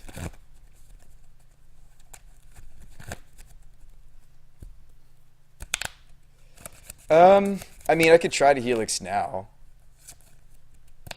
I also could just Mana Leak this Rift Bolt. I know that seems anemic, but if he pays for it, we've countered the Rift Bolt. If he doesn't pay for it, he has to consider holding up Skullcrack again, because he did see the Helix. I don't hate necessarily just countering this Rift Bolt. I mean, there's scarier spells, but he's not inclined to play any other spells this turn, because we did reveal the Lightning Helix. He's probably just going to sit back. So we'll see if we can get him to pay for this Rift Bolt. I hope that he does. I mean, he may not. He's thinking about it. He's like, oh, do I pay for this? He's thinking. I don't even know what Tyler had cooked up for sideboard against Burn. I guess Halo, like if you see a suspended Rift Bolt, you can just name it. Or naming Eidolon is actually good on this as well.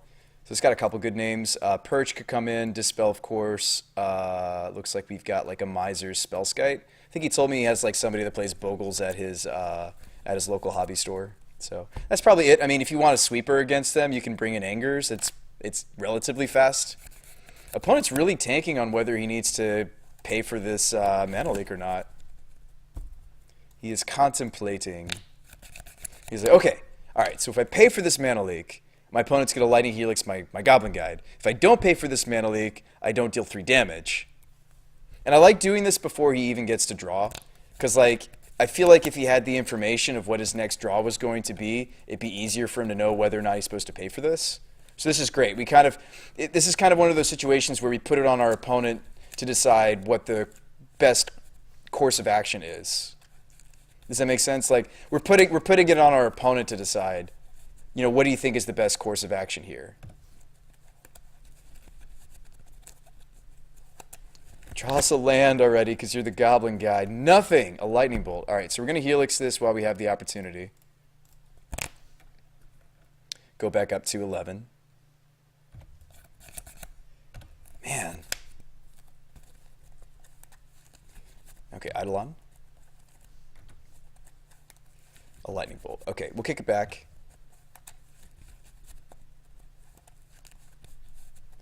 I actually should probably path his Eidolon, because he's low enough that, and we have an Electrolyze as well.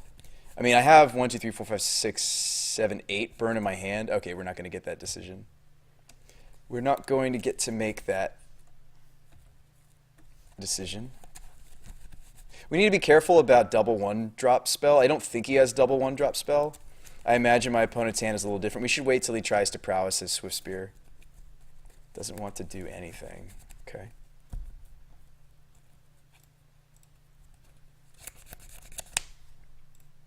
Alright, so we'll go for what I was talking about, Path the Eidolon. And it looks like we do have to spend a... Well, okay, let's math this out. So can we afford to take one off Swift Spear? Most likely not, because opponent's hand is probably a combination of two times burn spells, and our best draw is either the third Helix or more Snapcasters, to be honest. So me trying to deal our opponent, put him to 8, then put him to... like, if that was our plan, like, we, you know... I just think it's not going to be that hopeful. I hope he doesn't have double single mana spell. Okay, he doesn't. Boros Charm? Oh, Lightning Helix, okay. Yeah, I mean, that plan's even doubly gone now. A Cryptic, that's not great. I think I'm supposed to search for Skanta and hope he doesn't have a haste threat. And try to dig to more Helix, try to make land drops. Bolt my face. Are we dead? Doesn't help that the opponent won the dice roll either. All right. Oh, so he's got mainboard skull cracks. That's good to know. All right. So we will draw lands. Let's work on that. I'm going to work on my drawing lands capabilities. I'm going to work on that stream. This is not really where Jace wants to be. I mean, all this seems great. This lower end seems solid. I mean, Search and Jace are slow, so if we have better tools, we'll definitely swap them. But this spell's awesome. This is something my buddy wasn't running, and I was like, you're crazy. I love to spell this in these sideboards. Purge is solid. Ruined Halo is solid. So we have some solid cards coming in. So that's 62, so that's probably down 2 Jaces. And then I would even consider cutting the third Jace for the first Anger. Now, you can't sit back on Cryptics all day against Burn, so, like, you know, there's merit to sticking Jace. Like, on the play, there's merit to trying to stick Jaces and just start Fate Sealing. Try to put the opponent on clunky cards and certainly at least make them think that they might need to go after Jace. Or just start Jace storming. And Jace, it's easier for us to trade Jace for Burn than it is to trade our Cryptic for Burn. And the reason is because Burn, their last few points against Jace-kai or any other blue X control deck are going to be instant speed. They know to sequence their slow, like, Rift Bolts and Lava Spikes in the early stages of the game, and then try to stay instant in the late stages against us. I think this hand's playable. It doesn't have, like, the cards we necessarily really want to see against Burn, but it's passable. It's playable. I may even want to lead out Flooded Strand just because of turn 1 Goblin Guide. That would give us the option to go for the bolt and kill it. Or it gives us the option to, yeah, we get to see what's coming off the top. All right, so we got a Lightning Helix coming, so, yep, come to Papa. And what do we want to do now? Unfortunate that this is a Sulphur Falls here. I could fetch Shock to Helix the guide. That seems terrible. What we're better off doing, guys, is probably just play out my island and then rune snag something, but get basic planes. So we'll kick it back and let's just get more information off this guide. All right, I got a question for you. Is it harder in Modern Comp or Friendly? You know what's funny, Alex? I've seen, like, more scary and streamlined and competitive decks in the Friendly League than I have in recent memory. I don't know what I want to do here. I might just want to rune snag this guide. Yeah, I might just want to rune snag this guide and not worry about the information that we are about to receive. And this is where the Sulphur Falls is going to be really nice. The Sulphur Falls is going to be really nice for helping us cast our Lightning Helix. I mean, if the opponent's hand is all dudes, this is great for us. Oh, just lava spike me? Okay. Okay. We finally drew a land off that freaking goblin guide. My goodness. Alright, so we toast this. You want to play Lightning Helix when their mana's tapped down. Every time, if you can. So we're going to opt. And what are we looking for? We're looking for more. We're looking for Snapcasters. We're looking for... Okay, unfortunate that we aren't able to build that.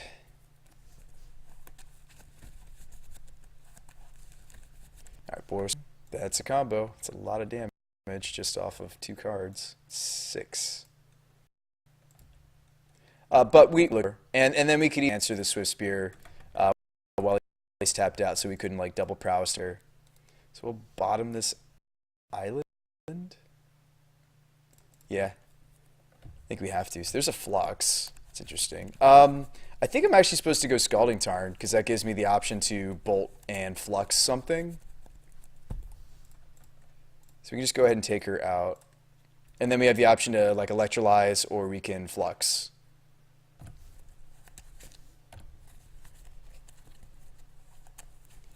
If I fetch, I miss out on the chance to Flux something. So I don't really want to fetch there. We need more red mana in play, so we'll go ahead and do this tap, say go.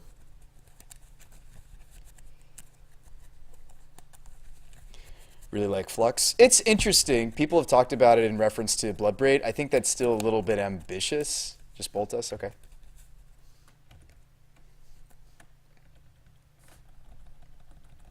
Ooh, Lightning Helix. I have a response. Well, unfortunately, I need more... Yeah, because we had to fetch out the basic planes earlier in the game for the Helix. Like, if I want to Flux this, it's going to take us going to 5. I mean, we may be dead. That's burn for you. It keeps the format honest. I'm not... I mean, especially after Irish knows what I'm talking about, especially since I gave burn myself a chance the other day. Like, you know, I understand its role in the format. I may not especially love the deck, but I do respect that it's part of the format and certainly kind of needs to be. All right, so he suspended a Rift Bolt, so we have time to maybe draw an answer. A Snapcaster Mage is fantastico. Yeah, so we can go Snap Helix.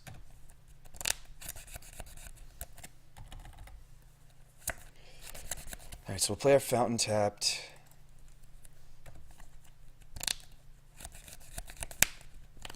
So I like just going for this now. There's potential that the opponent... I mean, the other play I could do instead of just trying to snap Helix is to snap Flux. Snap Flux technically is better here because there's no guarantee. There's a possibility that my opponent has a Skullcrack effect. So I actually think Snap Flux is what we want to do. We have enough blue and red mana to do it. So, yeah. I mean, I'd much rather spend the Snapcaster on the Helix, but there's no... You know, there's no guarantee. I mean, like, at this point, we would just be trading, getting the Snapcaster on the table to maybe not guarantee gaining back 3 life. This at least makes sure that we remain at 5.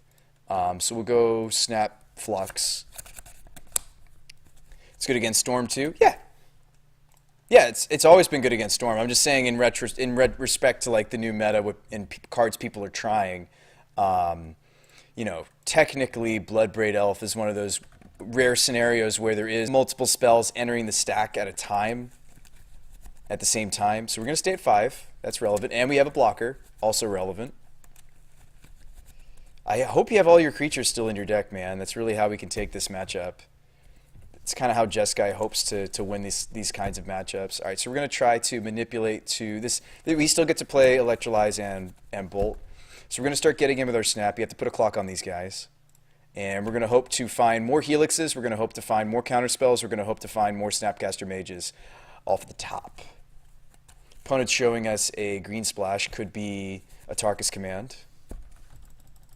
I may just want to cycle this Electrolyze. I know it like shows that we have weakness. I don't necessarily want to show weakness. It would show weakness. I'm going to say no.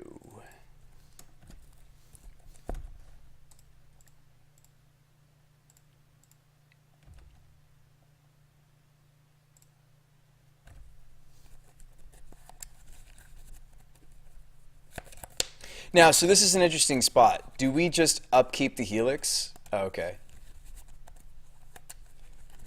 So here's an interesting thought. Do I go for it here? There is a possibility that the opponent... I actually like even just cantripping first, because I could still potentially bolt a threat. So let's electrolyze the opponent.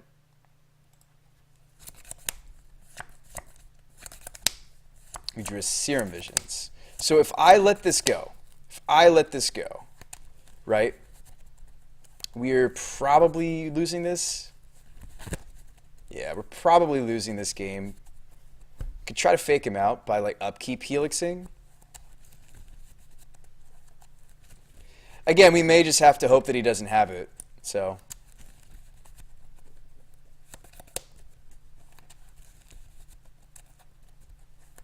kind of tempt him to go for it is probably our best line. Oh, he's going for it. Skullcrack, excellent. I have a response. Sometimes you have to go that low. You know, a lot of like Death Shadow players would say something similar to me. They would say sometimes you have to go that low against Burn. Okay, so there's a bolt. He's at 9. I think it's greedy to take this bolt. I think I should just flip the... I should just yard this and flip the Escanta for sure. There's a Jace. So, Jace Fate Seal is tempting, but it might be correct to Escanta to dig for like another, like a piece of permission. Like, you know, even the Dispel could be good. It's very tempting to Jace Fate Seal, but their deck has so much redundancy, it might also be correct to Jace Brainstorm. The only benefit I see to Jace Brainstorm is that could give us a land drop and we could hit a Snapcaster off of a Jace. We can't hit Snapcaster off Escanta, but we could hit Snapcaster off... I'm much less likely to see another Helix than I am to just see Jace, land drop, and Snapcaster Mage. It's very possible we could see a land drop and the second Snapcaster Mage off the top. So I'm kind of inclined to go Jace Brainstorm. I think that I will. And we're just, yeah, this is us hoping for the best.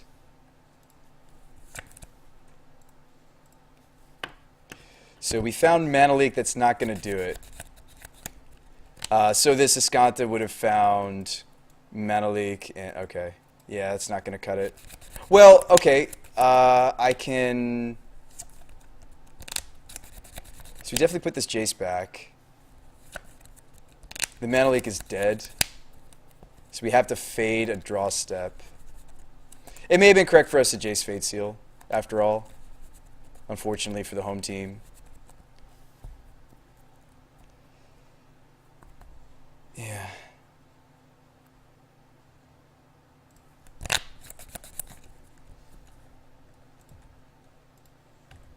So I think we have to fade. This has to be a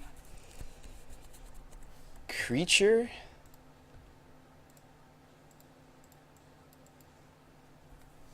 Helix my face. Yep, that plays.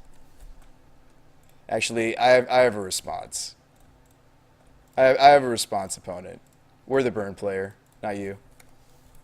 Still think you made the right choice with the brainstorm? Yeah, it's possible. Let me ask him, what's your next card? If his next card is another kill us spell, then we know we made the right line with the Jace Brainstorm for sure.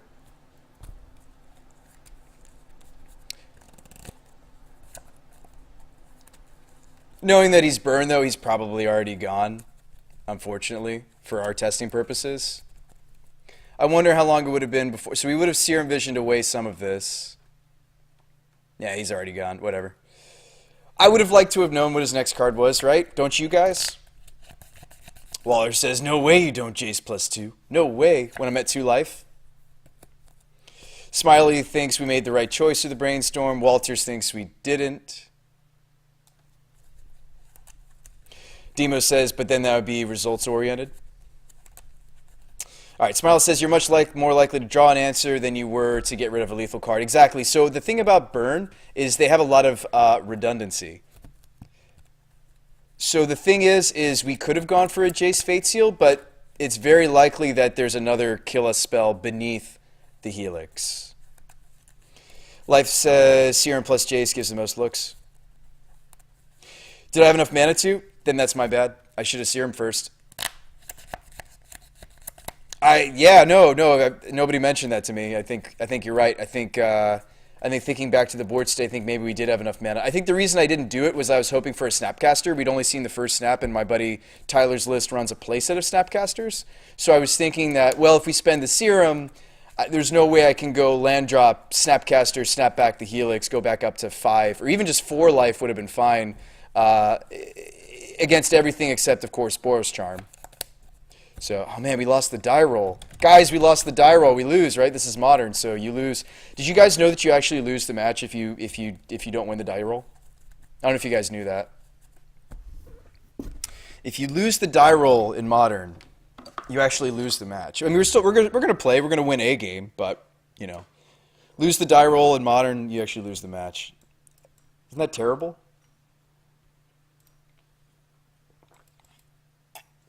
This is not a keep, by the way. This is not a keep, but opponent mold to 5. If you're playing Mirror, Fate Seal would be good. Swamp. That's a good sign. We probably get to develop our mana against our opponent. I might even just play this Colonnade. Lucas says keep. Yeah, I like the 1 blue fetch plus Serum Visions keep. It's greedy, but we're on the draw. My opponent's name is Blue White Red Geist, yet he's playing Jund. This will be interesting. Don't take my Crucible, though. No, he's going to take the Crucible. Tarmogoyf. That is a small Tarmogoyf. I can kill that Tarmogoyf with a Lightning Helix. I could kill this Tarmogoyf with a Lightning Helix. Because land, instant. I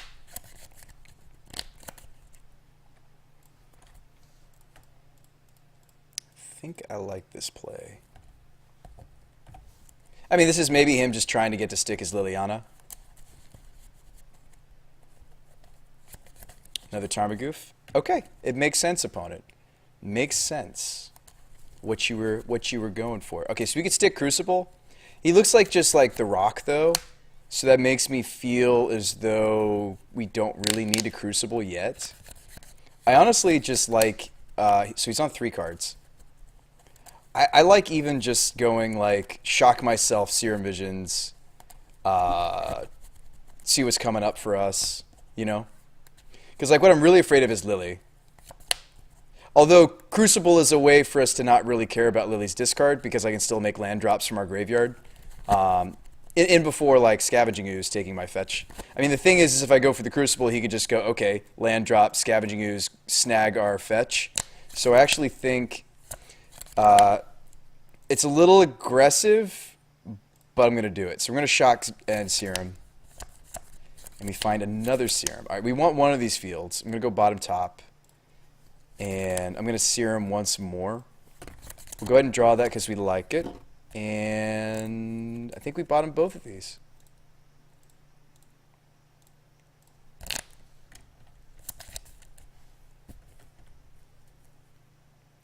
Why don't you upkeep path?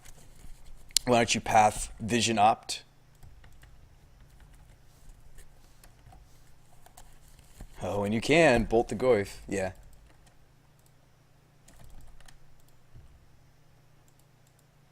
I mean, I'm just scared that he's got Lily here. But I guess it's not all bad. We would stick Jace.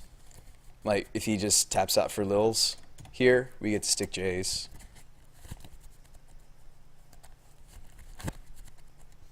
This is a Dark Confidant. Alright, so.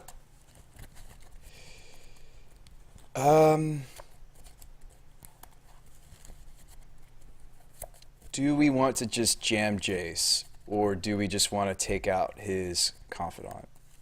Interesting thoughts. This is an interesting spot. Yeah, I mean the thing is he's not. He looks like he's just the Rock, so he won't actually have a way to kill Jace. You like electrolyze and opt Lucas. It's actually tempting to just you like Jace bounce even. Ooh, Jace bounce is actually really clever. I like that. I like that. That's you rarely get to use it, but I actually really like it here. I mean, unless the opponent just fetched out basics and he's actually got Bloodbraid Elves, I think this is fine. So he replays the Dark Confidant. Yeah, that was a sweet line. I definitely liked that. I liked that. So now we're going to J-Storm. So Cryptic, Snap, search for Skanta. Okay. Pulse main, you should be afraid. Yeah, that's true. That's very true. I mean, I kind of like just sticking both of our engines. Or, I like just electrolyzing the Bob away. Bob away. Bob away. Alright, yeah, I kind of like putting back this fountain. And I'm not even that excited about Opt. It's just filler at this point, right? So we'll fetch those both away, then electrolyze the Dark Confidant.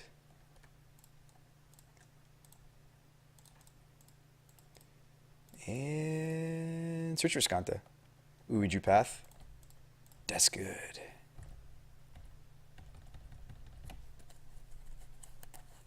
Lucas says Jace is too good. Well, we got Jaced earlier tonight. Actually, most of our matches have been Jace matches tonight. To be honest, except for Burn. Sorry, half of the games we've played so far. We played against a really grindy Esper that was also on Crucible of Worlds. Then we played against Blue-Black Control, but we beat Blue-Black Control. We lost to Esper, beat Blue-Black Control, then lost to Burn. Now we're up against the Rock. Smart opponent scooping? Yeah. He has more clock than we do, Lucas.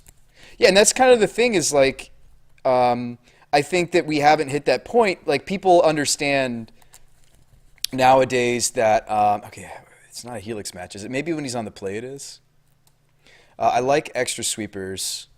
Wrath, I mean, our Wraths don't need to be uncounterable in this matchup. All the more reason, you know, to worry about, like, Thrun. This gives us an out to Thrun. Ruined Halo is another out to something like Thrun, or you can just name Goyf.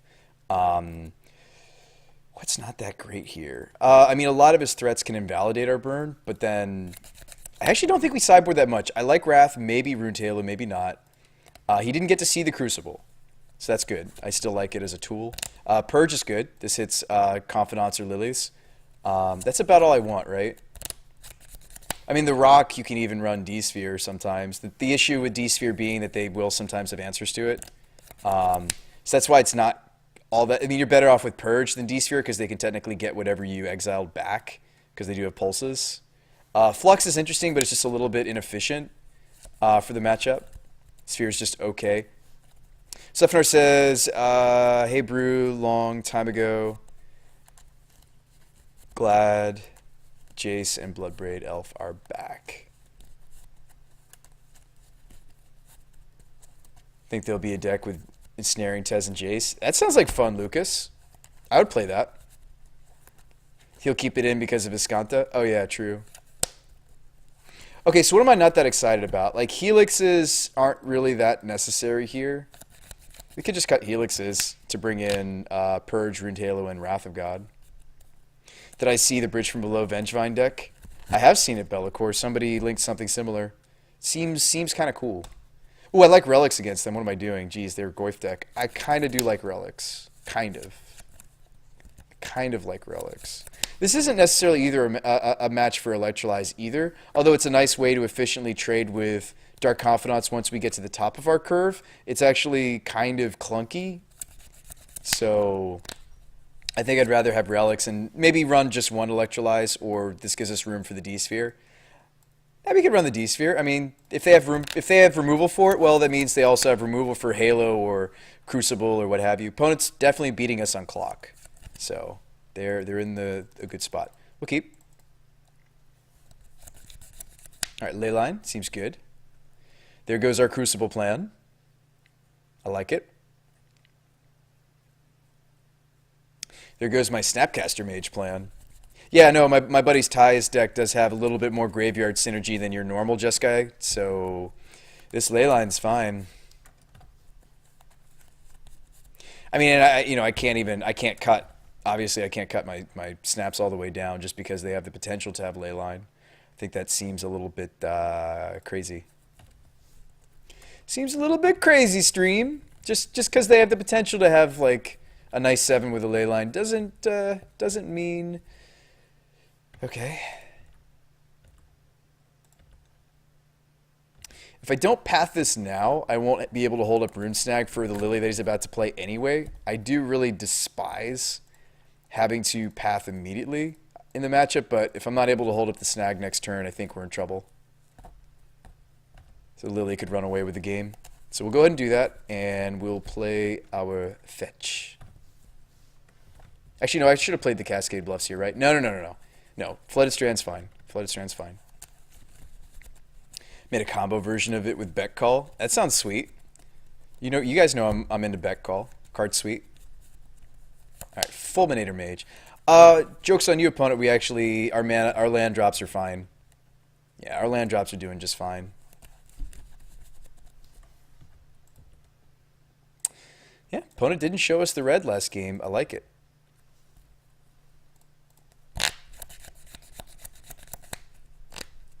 I mean, at least I'm not on Logic Knots. I mean, these Rune Snags are really awful in response to the ley line, too. Like, our Mana Leak is going to be better. So that's something to think about. Halo, we got to bottom it, right? Just because the way I fetched. Oh, you know what? We have the Cascade Bluffs in my hand. I should have fetched for the Sacred Foundry, actually. So we do have to bottom. But that's fine. We drew a Bolt. Alright, we'll play Ghost Court. If I play Bluffs, he knows to cut us on white. I could also just play Island. That might discourage him from even using the Fulminator anytime soon. Yeah, I like that plan. I think just Island go. I mean, we have plenty of land drops. I mean, the Fulminator, he'd have to have the read on to know what to cut on. And it would only cut us off path for now. So, we'll see if he has the read. He also has no green mana, so I'm not inclined to quarter him.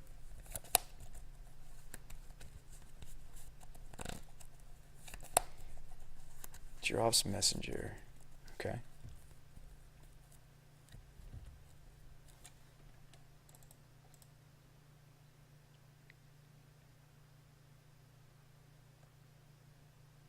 And a Dark Confidant. So let's snag the Confidant. It's getting to the point in the game where we're not actually going to get to do that anymore. And I don't think we necessarily have to path. Okay, if I don't path and we draw Jace, I'll feel really dumb. You should brew some Tezzerator. Is this the same match? Yeah. Opponent's definitely on a brew. Oh, he doesn't get anything off. Oh, no, he did. Sorry. Fourth Swamp, I didn't see it at first. Detention Sphere. Okay. I mean, I could D-Sphere away the Leyline, but he could just hardcast another Leyline. My opponent's on one card. It's tempting to D-Sphere the Leyline so that, like, this Bolt is live. And if opponent does finally fulminate away my... Yeah, I think that's fine. I think it's okay to do this now. Opponent's on low resources. It's a little bit greedy because opponent's going to know to cut us on white now. However, we do actually care about this Leyline more than I'd like to admit. Seems like he switched decks. Yeah, it's possible that he has a transformational sideboard for Jace decks. I don't even know. For control decks, maybe?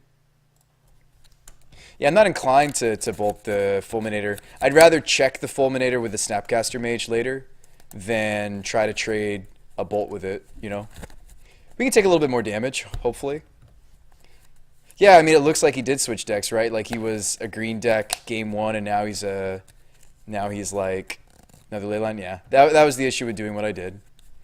I did think it was possible his hand was so bad, or was another Leyline. He may have just ripped that off the top, though. Like, we can't be results-oriented thinking. We can't just say, oh, well, you know, we know that the... Actually, no, I was supposed to, in response to this, I was supposed to maybe consider bolting the Fulminator, because the bolt would have stayed in the graveyard. So there's that also to think about. We could get the Crucible on the table, just because this might be something that the opponent's interested in taking with like an Inquisition. Because my hand's a little bit weak. We're only half dead. If I draw like a Cryptic, I could like counter bounce. So we like counter one of his plays and then bounce our D-Sphere, replay the D-Sphere on the ley lines. So that's an option. I mean, it doesn't look like he's on Blood Braids. I'm not inclined to... I mean, he almost looks more like Black Moon to me, to be honest. with that many swamps. Looks kind of more like Black Moon. So he's going to Thoughtseize. Am I more interested in the Snapcaster or the Bolt on his Fulminator? So here's the issue, right? If I go for the Bolt on the Fulminator, it feels kind of weak. If I go for Ambush Viper Snap, that's also weak, and that could easily just be removal spelled. So I think I'm going to honestly just kill this off. He's going to go after my Fountain. This is where I wish my Ghost Quarter was untapped. I could actually just quarter myself in response to him going after, yep, my White Source. If we do draw a white spell, we have the option to Ghost Quarter ourselves, I suppose. Lucas Kendall, my buddy gave me 2 decks to borrow. One of them is a Tezzeret's Gambit deck in Modern. All right, how do we top deck? Ooh, we top deck well. We top deck very well. That's not bad. All right, Purge and a Wrath. Okay, so we can take out the Ley Line if we want to. I'm actually going to keep both of these. I know you're like, well, BrewSpy, you're so many white sources away from Wrath, like you should just let it go. I'm probably going to Ghost Quarter my Cascade Bluffs in a moment, anyways, after we draw the Purge. And we'll take out that Ley Line.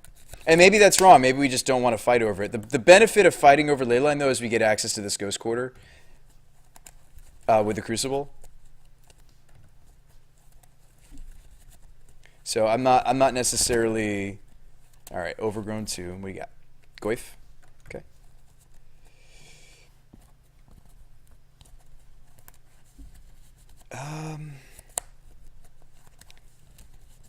Yeah, so I can't Ghost Quarter myself into double white mana. I think I actually have to draw a different card now. As much as I wanted to answer his Ley Line and make this like a Ghost Quarter game, I might have to Ghost Quarter myself now. And draw to something different. I mean, Jace would even buy us a lot of time. I don't think we can draw those 2 cards anymore. I think just answering his Ley Line is too anemic. I think I have to quarter myself.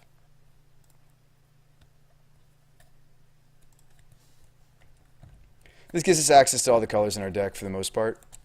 Yeah, hey, Serum. That's fine. Alright, so Halo... Oh, we drew Wrath anyway. Alright, so Halo and Snag. So Snag is pretty bad here. So is Halo. We're going to bottom both in the hopes of finding an out.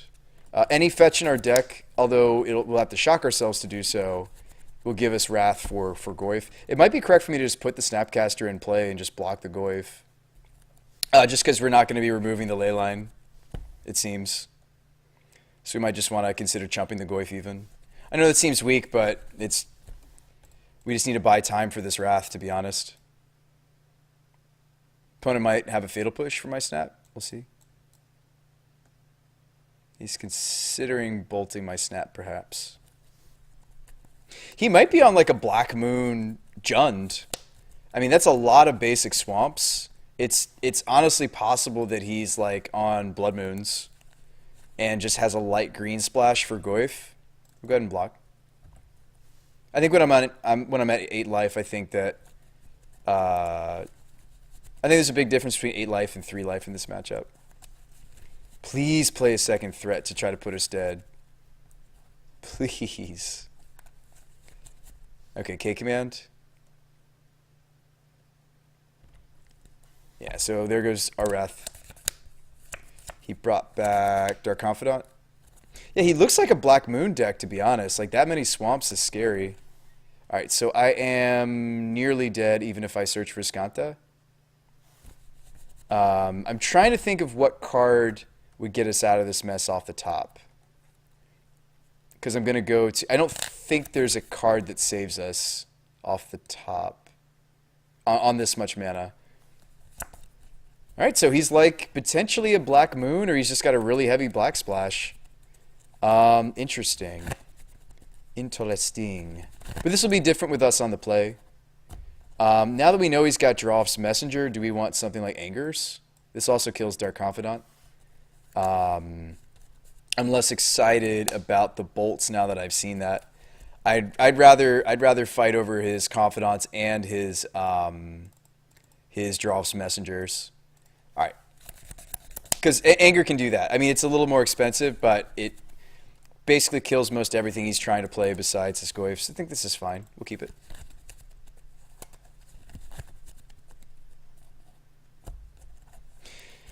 I've been on much longer than that, Agrafine. What's up, friend? How goes it? We've been... what's our uptime? 2 hours.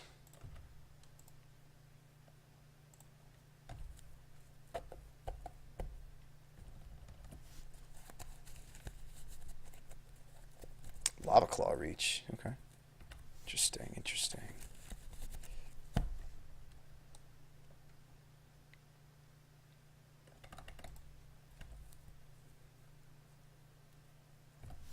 think I still should have played the Flooded Strand there, right? Confidant?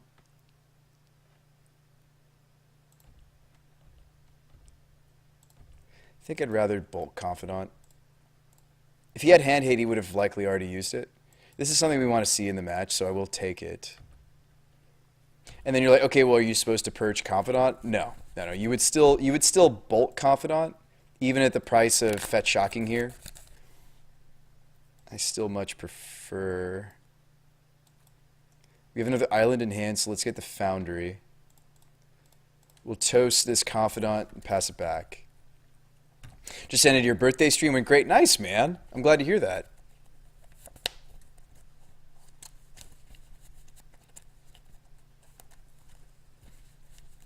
Yeah, so Lucas Kendall, Tesseret's Gambit, my buddy, the other deck he's letting me borrow is a Tesseret's Gambit deck. And it's pretty interesting. And now he doesn't look like a Blood Moon deck at all. Huh. Goyferino? Yeah. I'll trade this with a Goyf.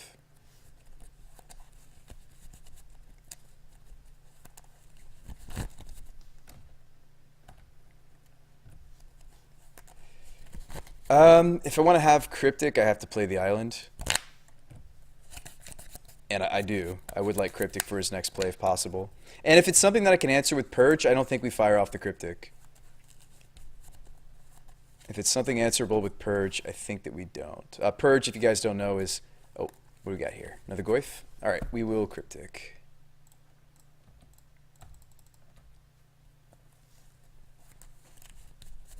To Wrath of God. Okay, so we can go after those man lands with our Field of Ruins. That's kind of where we want to be. Oh, wow, we drew all the creature land removal. Actually, he didn't have basic forest. We did not see basic forest from our opponent. Oops. Yeah, I did not see basic forest. Even if he wants to get in with this reaches, I'm going to oblige. You didn't show me basic forest, opponent. See if he has it. Yeah, earlier in the game, he did not show us basic forest. Yeah, basic swamp instead. Still makes me think he's a Blood Moon deck, you know? Doesn't this, like, make you guys think he's on moons? The fact that, like, he's not running some of the basics you would normally see in Jund? He's gonna Summoner's Pact MEU? I don't even know, man.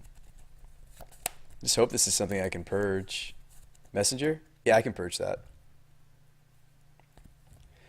Do we purge it immediately, or do I wait to see if we draw Anger? He's on 3 cards. I think we just purge this. So I could draw a Snapcaster, and then I won't have Snap Cryptic because I'll probably be preoccupied purging this. I think it's fine. Like, my Wrath doesn't answer it. Oh, is he going to kill his own dude? I like it. So he's going to bolt his own dude. And then the Undying's going to happen, and yeah. My Purge will fizzle because it's technically a new draw. Oh, or okay, we just draw Snapcaster like I was talking about potentially. So we've got Snap Cryptic. We'll kick it back. I could also Snap Purge the Messenger away. I could even like Snap Bolt the Messenger away. I mean, there's lots of potential here. There's lots of ways we could take this turn. I mean, opponent being on 3 cards, I'm kind of tempted to just take a 4. Also, the fact that he just spent a Bolt makes me think it's possible that he combo perfectly with the Gideon. Nice.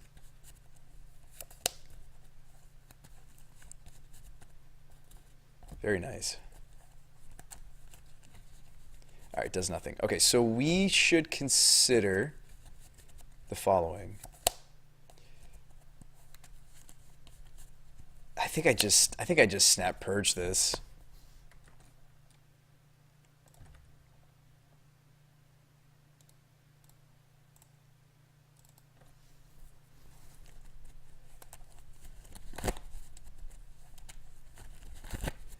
Your Force of Will package is back in.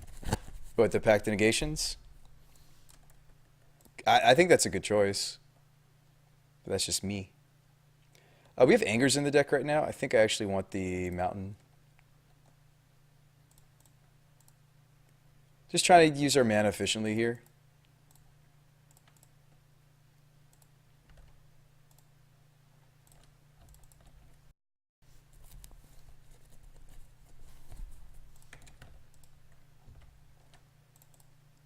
I'm excited about that. All of our answers are sorcery speed answers, so I kind of like just colonnading here.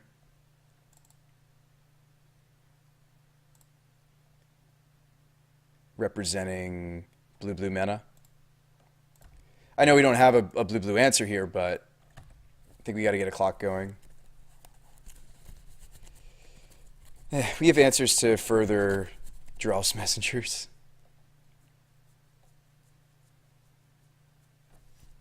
We just got to get this done. So he's at 11, and then he'll be at... Oh, he's at 10 now. So we'll put him to 4 with the next swing. Or if he makes us slow down and we have to spend a sweeper, so be it. That's up to our opponent's draw, obviously.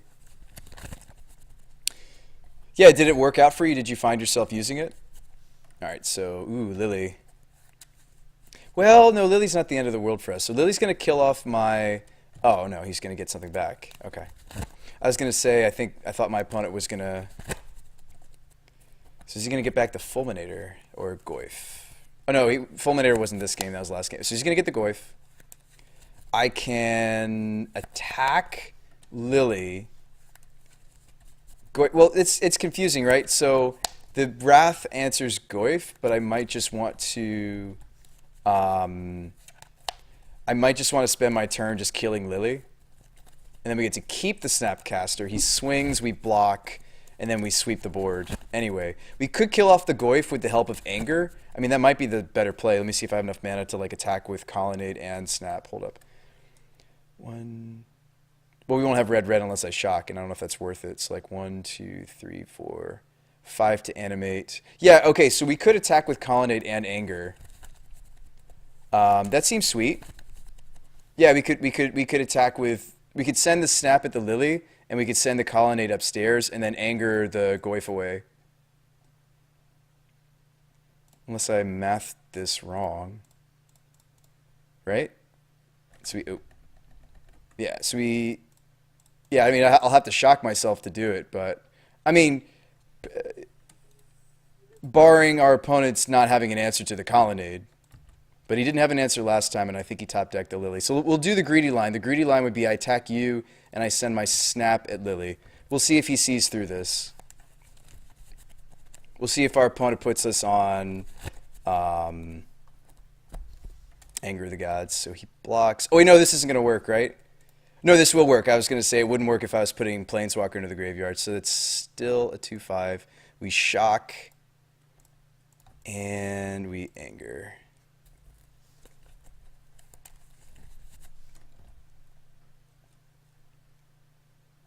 Now, this does mean that the Lily's not gone. But she's low enough that she doesn't bring anything back. And that whiffs. That's good. That's good. He can't cast a Thoughtseize. This is a Leyline? Okay. Sure. You got it. 2 attacks from this Colonnade will win. And I'm on a light Colonnade version. Like the paper version I'm going to play for the event is going to be... more copies of Colonnade. Alright, so we're still going upstairs. Ignoring the Liliana. Still. Put you to 2. Burn spells are lethal now. Snapcaster's lethal. There's a lightning bolt.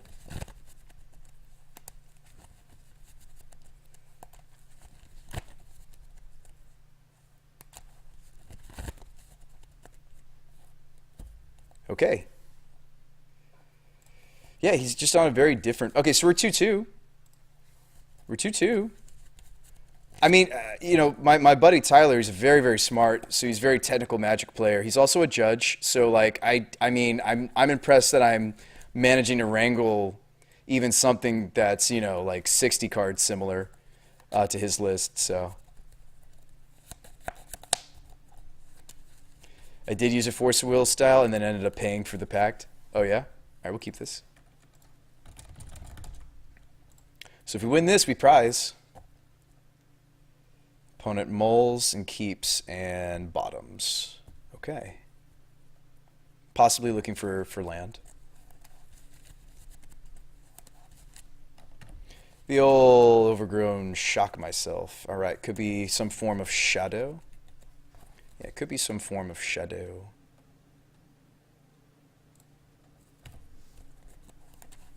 Yeah, it could be a form of shadow.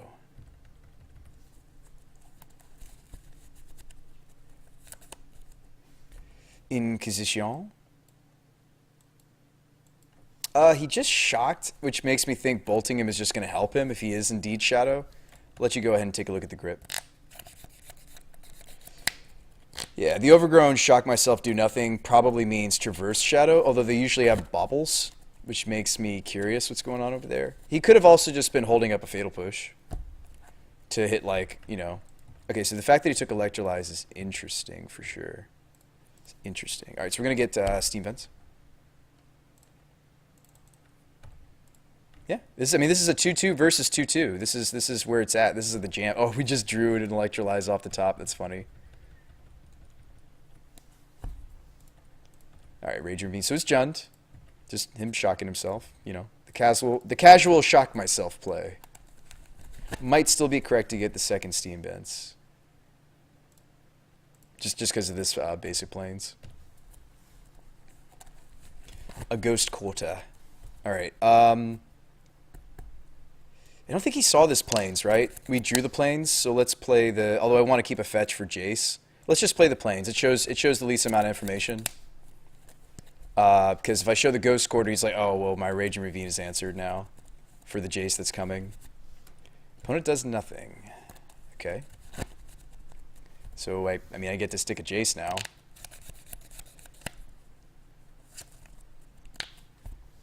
Seems good to me.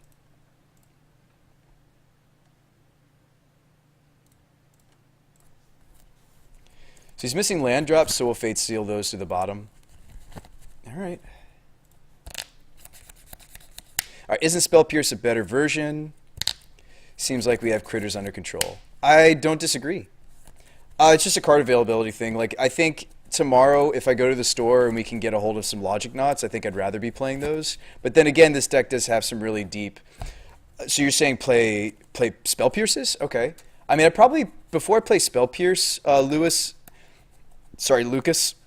Kendall, I'd probably play Spell Snare, or maybe even just like a Negate before I do that. And Negate's fine. Like, there's plenty of decks. I mean, like, especially since we have creatures, like, as you say in your comment, we have creatures kind of dealt with pretty well, like, whether with Burn or Paths, or, you know, Sweepers or Spheres or Runed Hailers or Wrath of God. So, you know, Angers as well. So, like, maybe that's true. By the way, we got a sideboard for Jund. Hold up. Oh, if he's on Bloodbraid Jund, we got to try out the Counterflux, right? Our last opponent wasn't Bloodbraid Jund, so it didn't make sense, but I want to try it. I'd even love to just try to hit his manlands with this Crumble. All right, I'm on 3 Knot, 1 Remand, 1 Snare, 1 Pierce. Seems like a good mix.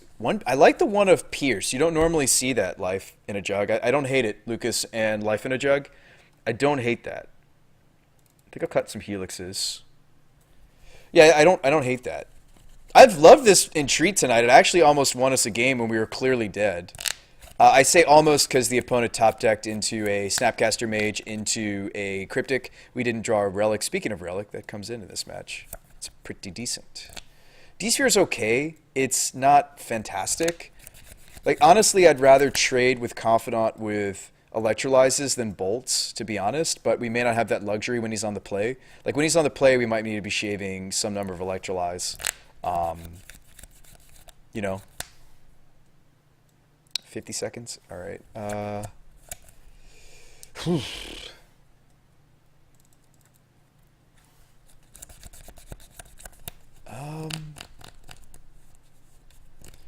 Entreat won you several tonight? Yeah? Was I not wrong?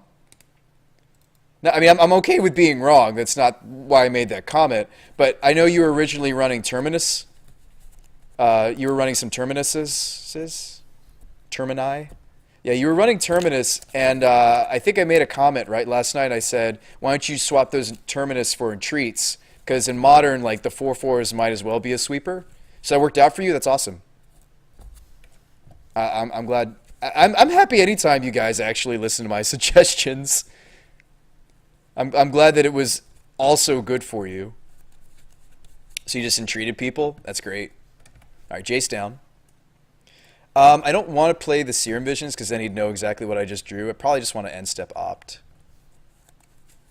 What about going back on sweepers, card draw, encounters, winning the entreat Jace every time? You certainly could, Lucas. It was kind of just a meme, to be honest. I don't really want to bottom this, but we need land drops. I also need to draw to an answer to his Confidant, which I didn't.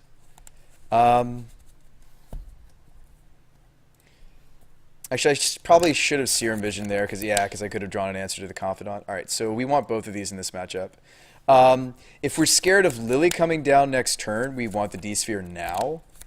But we may not have the luxury. I may just need to go top. We may not have the time. So letting him even get a single Confidant draw is terrible. So Verdant is the revealed. All right, entreat for 5. We entreated for 5 against Bloodbred Elf Burn deck thing. Nice. So he's going to take my Snapcaster Mage and play around the snag. Hey, what's up, C. Lewis? Yeah, but Lucas, that's not a bad idea, right? So set up. I mean, originally I was going to test 3 Jaces, 2 entreats, but my buddy's only running one like big X spell in his list, so I wanted to kind of test a similar feel, if that makes sense. Like I wanted to test how that's going to feel. So I think we go Cascade Bluffs to hold up the snag without fetching away the D-Sphere, and we will end step path this Dark Confidant. All right, so we'll do it now, obviously. Otherwise, he'll draw. And now the opponent knows to play around this snag, unfortunately. We may see more snags, you know. It's kind of like the same thing, you know, the thing about Mana Leak and even something bad like Rune Snag. I did just call the card that it's a pet card of mine. Bad. It's because if the opponent knows to play around it, they will. And it's also weaker post-board. Like, so you could also argue that Logic Knot can be weak in the presence of Graveyard Hate, but like Rune Snag is really, really weak in the presence of Graveyard Hate. So they both definitely suffer from Graveyard Hate. All right, so there's the Lily. Unfortunate, but we do have an answer coming up. So if we want to tap the opponent out, now I think I'll just pitch the Rune Snag to the Lily. Although that would mean the opponent would know that he's good to go as far as deploying another card this turn. So I think actually I might just drop the Strand. We have our 4th land drop here. The issue with that, if I don't drop the Rune Snag, is that I think this sequencing fine. If Rune Snag's the next thing that I discard is fine. So opponent knows that he can't deploy a threat. This is already played. So we go ahead and take care of Lily. At least Lily number 1. I mean, there's certainly more copies in our opponent's deck, most likely. He also might have like a Maelstrom Pulse. What if I accidentally misclicked no on that? That would be awful. That's hilarious, though, Agrafine. So there's a Goyf. We do have a Wrath of God for said Goyf. And here's the thing about Jund. I like trying to get cutesy and greedy, right, and waiting for more threats to hit the table, but that's honestly not how this game usually plays out. You kind of need to sometimes 1-for-1 with your sweepers just because the opponent's going to draw to Duresses and Thought Seizes, and it's unfortunate, but it's just how the matchup is. And I'd rather not 1-for-1 sweepers, but the thing is there's a chance that he just draws oh, if we draw a land, we get to kill the Lily. So this actually might not be all bad. Unless he has like Fatal Push or Terminate here. Dreadboard down. He does not like... Oh, okay, so if we draw land, so I shouldn't fetch because we want to draw land. Oh, I drew Counterflux instead. Probably my worst draw in this state. Unfortunate. Yeah, I was short 1 mana. I mean, I technically could activate Colonnade, but it would be tapped. Oh, Bloodbraid Elf. We get to do the nuts. All right, so this is going to be cool, guys. This is how Counterflux interacts with Bloodbraid. We wait for them to hit the spell. I don't actually want to counter Thoughtseize. I want them to take the damage, so this is a bad example.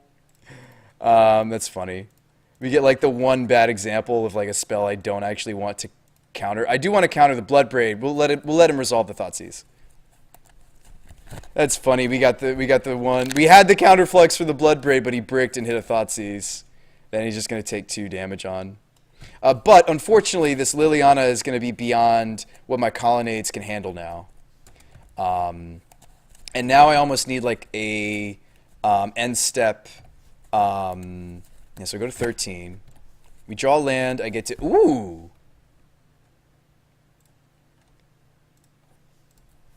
So in response to the Entreat, I will fetch. And maybe it should just be the mountain. Do we have Angers in? No, we don't have Angers in. Is it greedy to only have 1 red source? A little bit. I don't think the opponent's going to be able to cut us on colors anyway. Alright, well, anyways. Yeah, let's do it for the whole shebang. 3 angels coming down.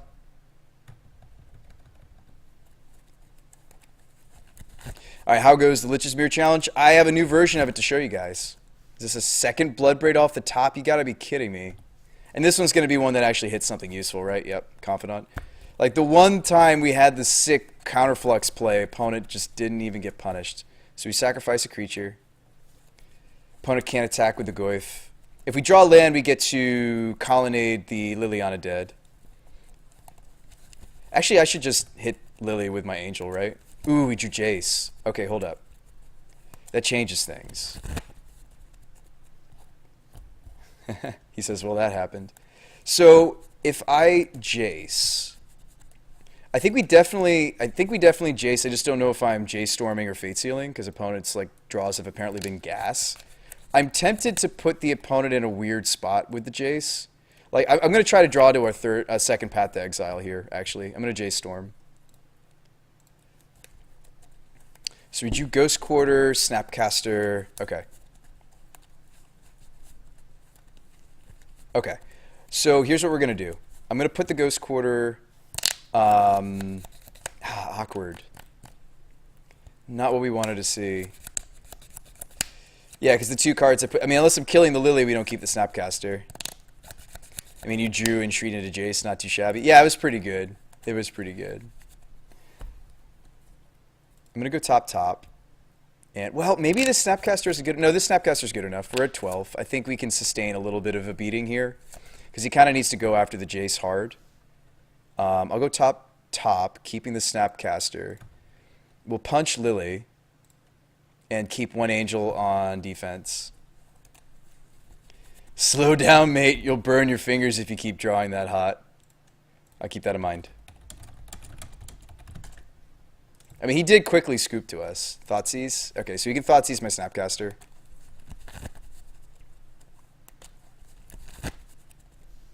Unfortunate, but...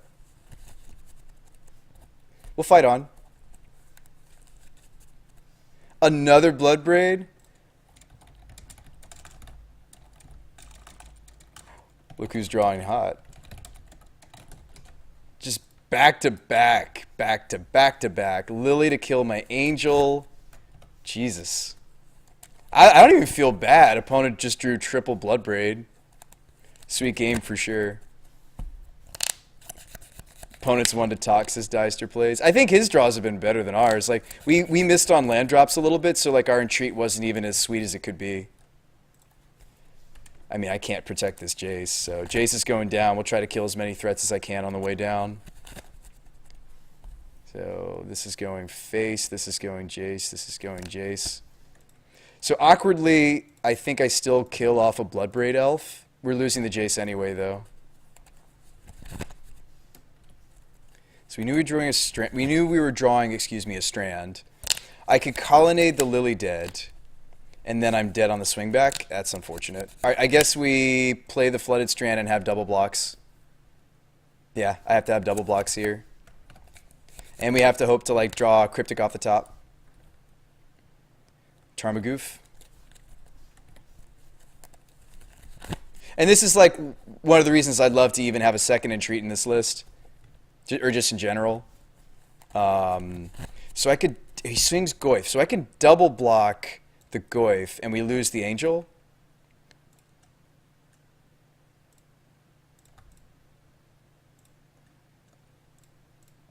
Oops. Do you need to fetch first, obviously? Is this like a weird spot where I have to get the plains, right? Because we're about to lose the colonnade? Yeah, it's not a weird spot. We have Cascade Bluffs to filter this mountain. Yeah, so I think we have to go for the double block and hope he doesn't have anything at all, right?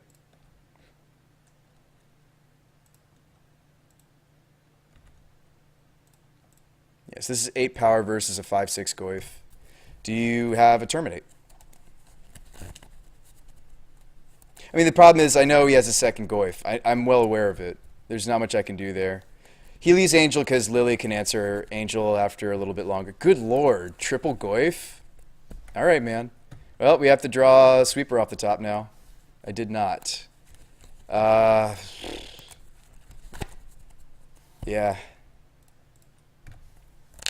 That was... I mean, I've never seen such draws before in my life. Or what am I saying? He had Confidant active. What am I saying? Yeah, he had Confidant active for the last turn. So, that's amazing, though. I'm not even mad. Opponents should play in the Pro Tour, right? We should tell him.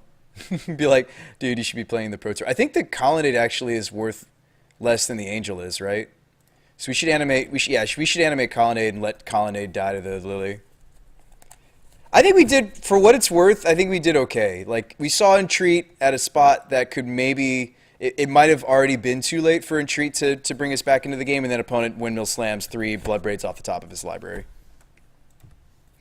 You had the option to protect something like a snap. Oh yeah, Irish, you're not wrong. Right, he drew the Liliana the turn that we kept the snap in our hand. That's true. We could have ordered our Jace wrong. You are not wrong. Yeah, you were not wrong. I could have ordered our Jace Brainstorm 1 card different. You are not wrong. All right, so we'll take Bob with us. Good games. Yeah, you're right. I could have, and then we could have Wrathed, but then he drew 2 Goyfs. So I don't know, man. I'm trying to think about how that could have gone different, right? Oh wait, it's not good games. What am I saying? Oh no. That's. I kept thinking that was the end of the match. It's probably because it's like 5 in the morning for me. It's 5:13 a.m. actually. I think it was very detrimental, says Baytog. Yeah, I'm just playing with what I have. Jace needed to be... Alright, put Ghost Quarter Snapback, play fetch. Snaps on the top, can't be seized. Alright, if it was Mana Leak, it would be better. I don't disagree, Baytog. What's up, Baytog? I don't disagree. I think Crumble's cute when it's game 3. I know it's still another answer to Manlands, but I think it's cute on the game 3. I also think that I just need more bolts. Now that we know that he is indeed Bloodbraid Jund, I like the 4th bolt even potentially. Or Mana Leak. Yeah, I mean, I'm just working with what I have. So this is my buddies list, and I mean, I like it. I don't hate it. It's not exactly how I would put together my Jace-kai control.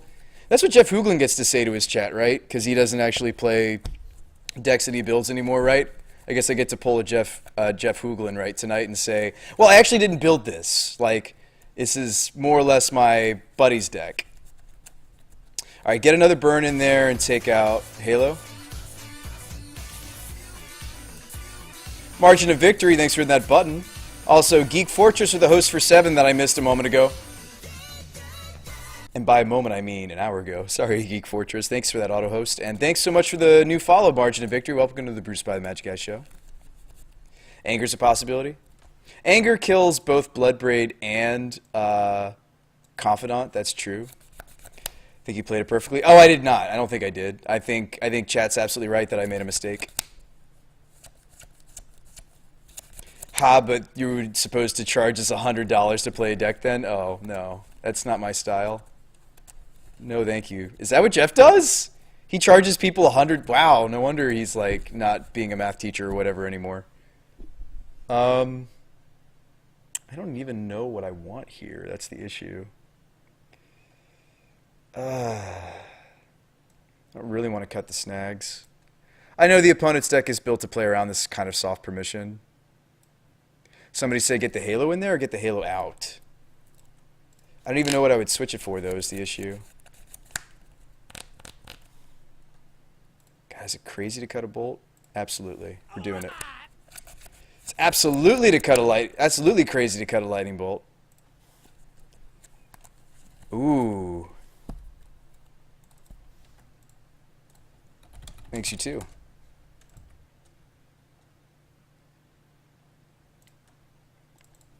This is fine. All right, fallen because of your open-mindedness and positivity in the face would be normally a super salt-inducing situation. Oh, absolutely. I should have been salty, right? Iris says Escanta, Tron, Colonnade. Yeah, Field of Ruin does hit a lot of different stuff. Irish is absolutely correct.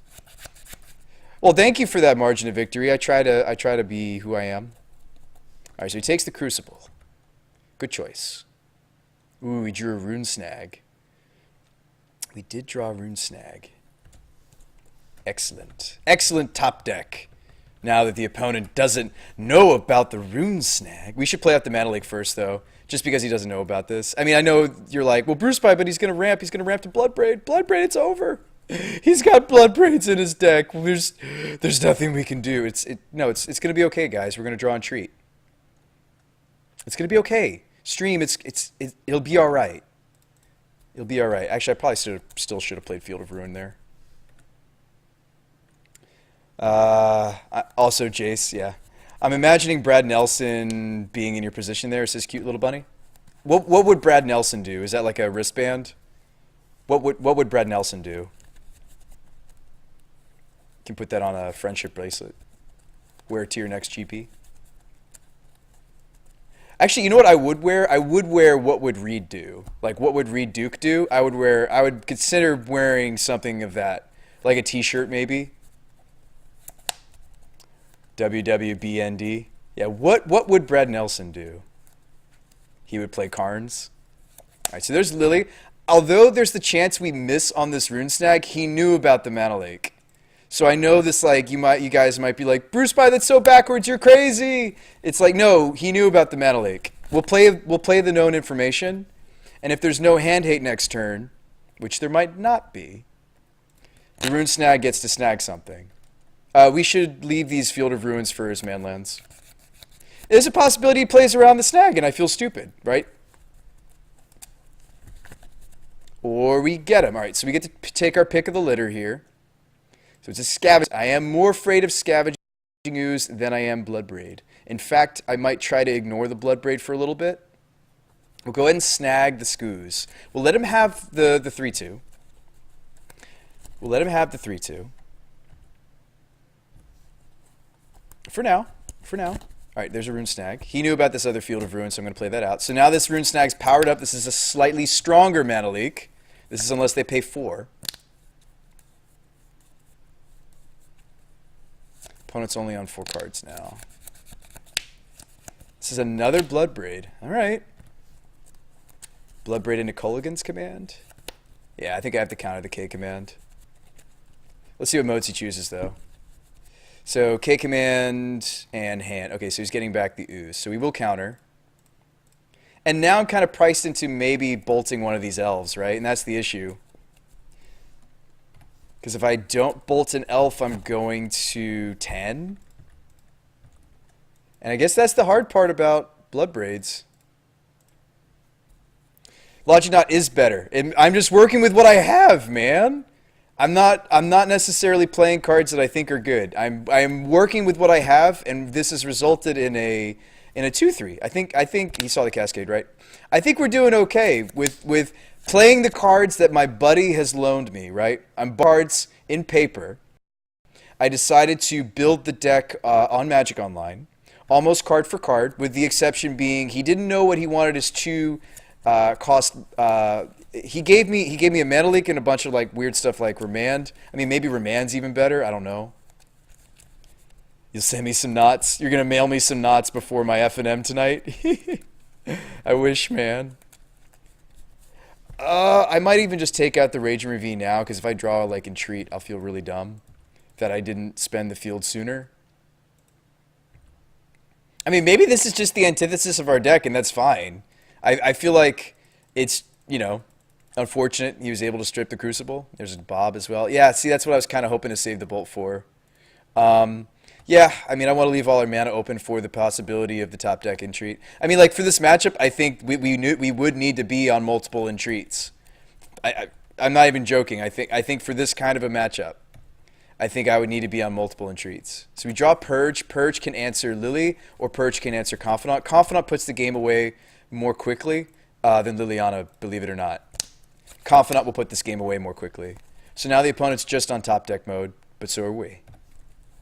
Yeah, I mean, like Bloodbraid Jund might be the antithesis of our deck, and that's fine. Like a Snapcaster gets us back into this. Snap off the top gets us back into this. I get to Verdict. I'll do it. We're really low at this point, so I will Verdict. So down goes the Bloodbraid Elf, and opponent only has 2 more Bloodbraids in his deck now.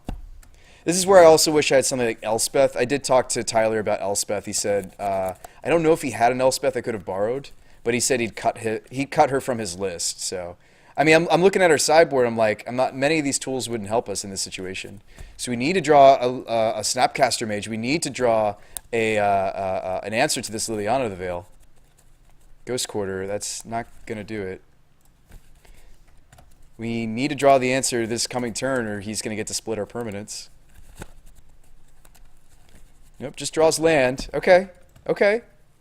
All right. Entreat? Cryptic. Okay.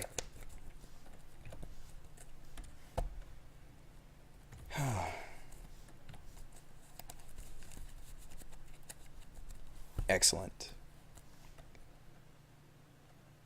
Oh, no, he's going for the separate. Ah, no. I was hoping he was going to plus. Well, no, he's not going to plus one more time. So that was like 1 turn too late on the Cryptic. Yeah.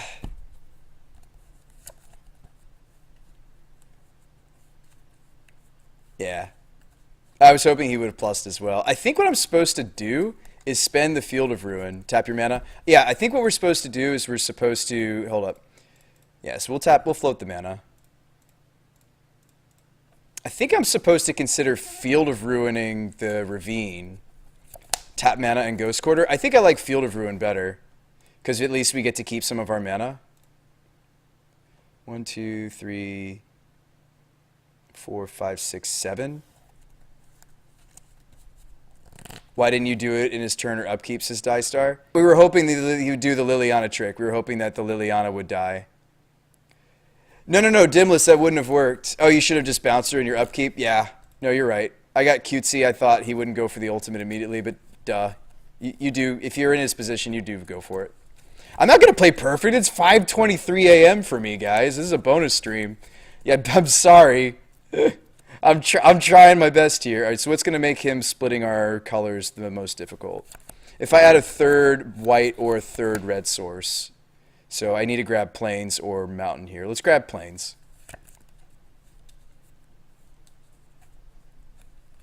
And float again. Yeah, that's my bad stream. Maybe I'm supposed to Cryptic one of my own lands, actually. Make it, instead of an odd number, an even number of permanents. That might have been correct. Because I can't Cryptic as Lily. I can't bounce her. Yeah, no, we might be dead because of my mistake. Yeah, I should have absolutely upkeep the Lily. I didn't realize. I guess I wasn't keeping track of what her loyalty was. Yeah, she was on 7, so that was definitely a bounce Lily moment. So I think he's trying to split our colors, but we could Ghost Quarter ourselves if we need red mana. So it could be worse. I think I should have Crypticed cryptic myself. Well, this is interesting. Yeah, I mean, that's unfortunate. I think I have to sacrifice, and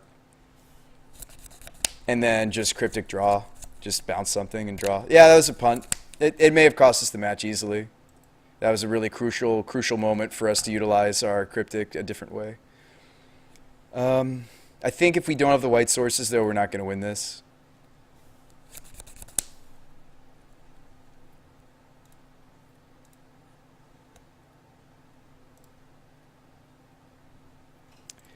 Keep the red says life.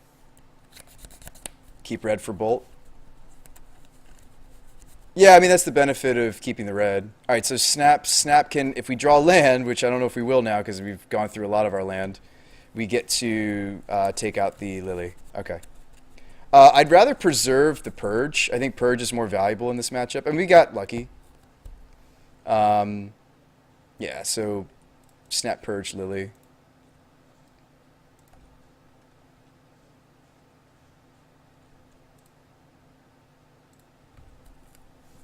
Always lucky.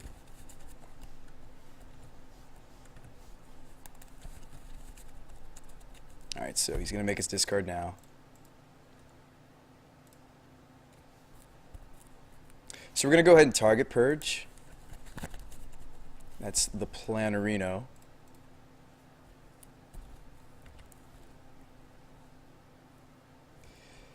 Probably just discard the land I bounced, right? Oh, okay. This works for me.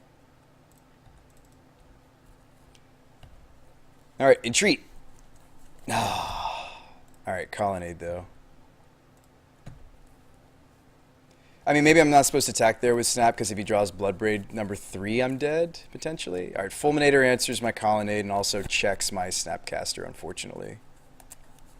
I might have to make him pop the Fulminator, though. Yeah. That's unfortunate.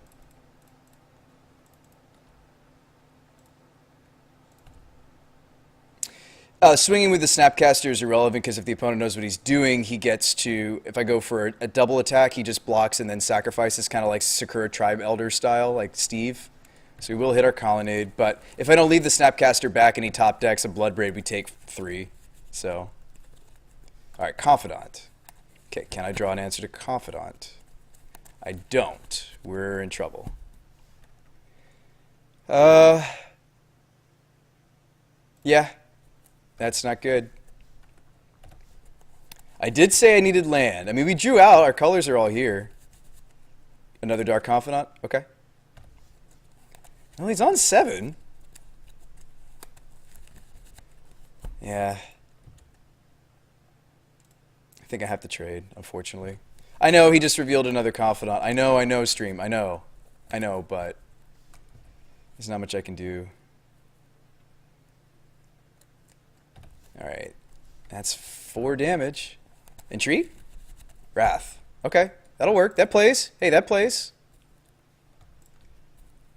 We're having a little bit of nice back and forth. So he's going to go after a white source or a red source. We still are alive for top deck Entreat.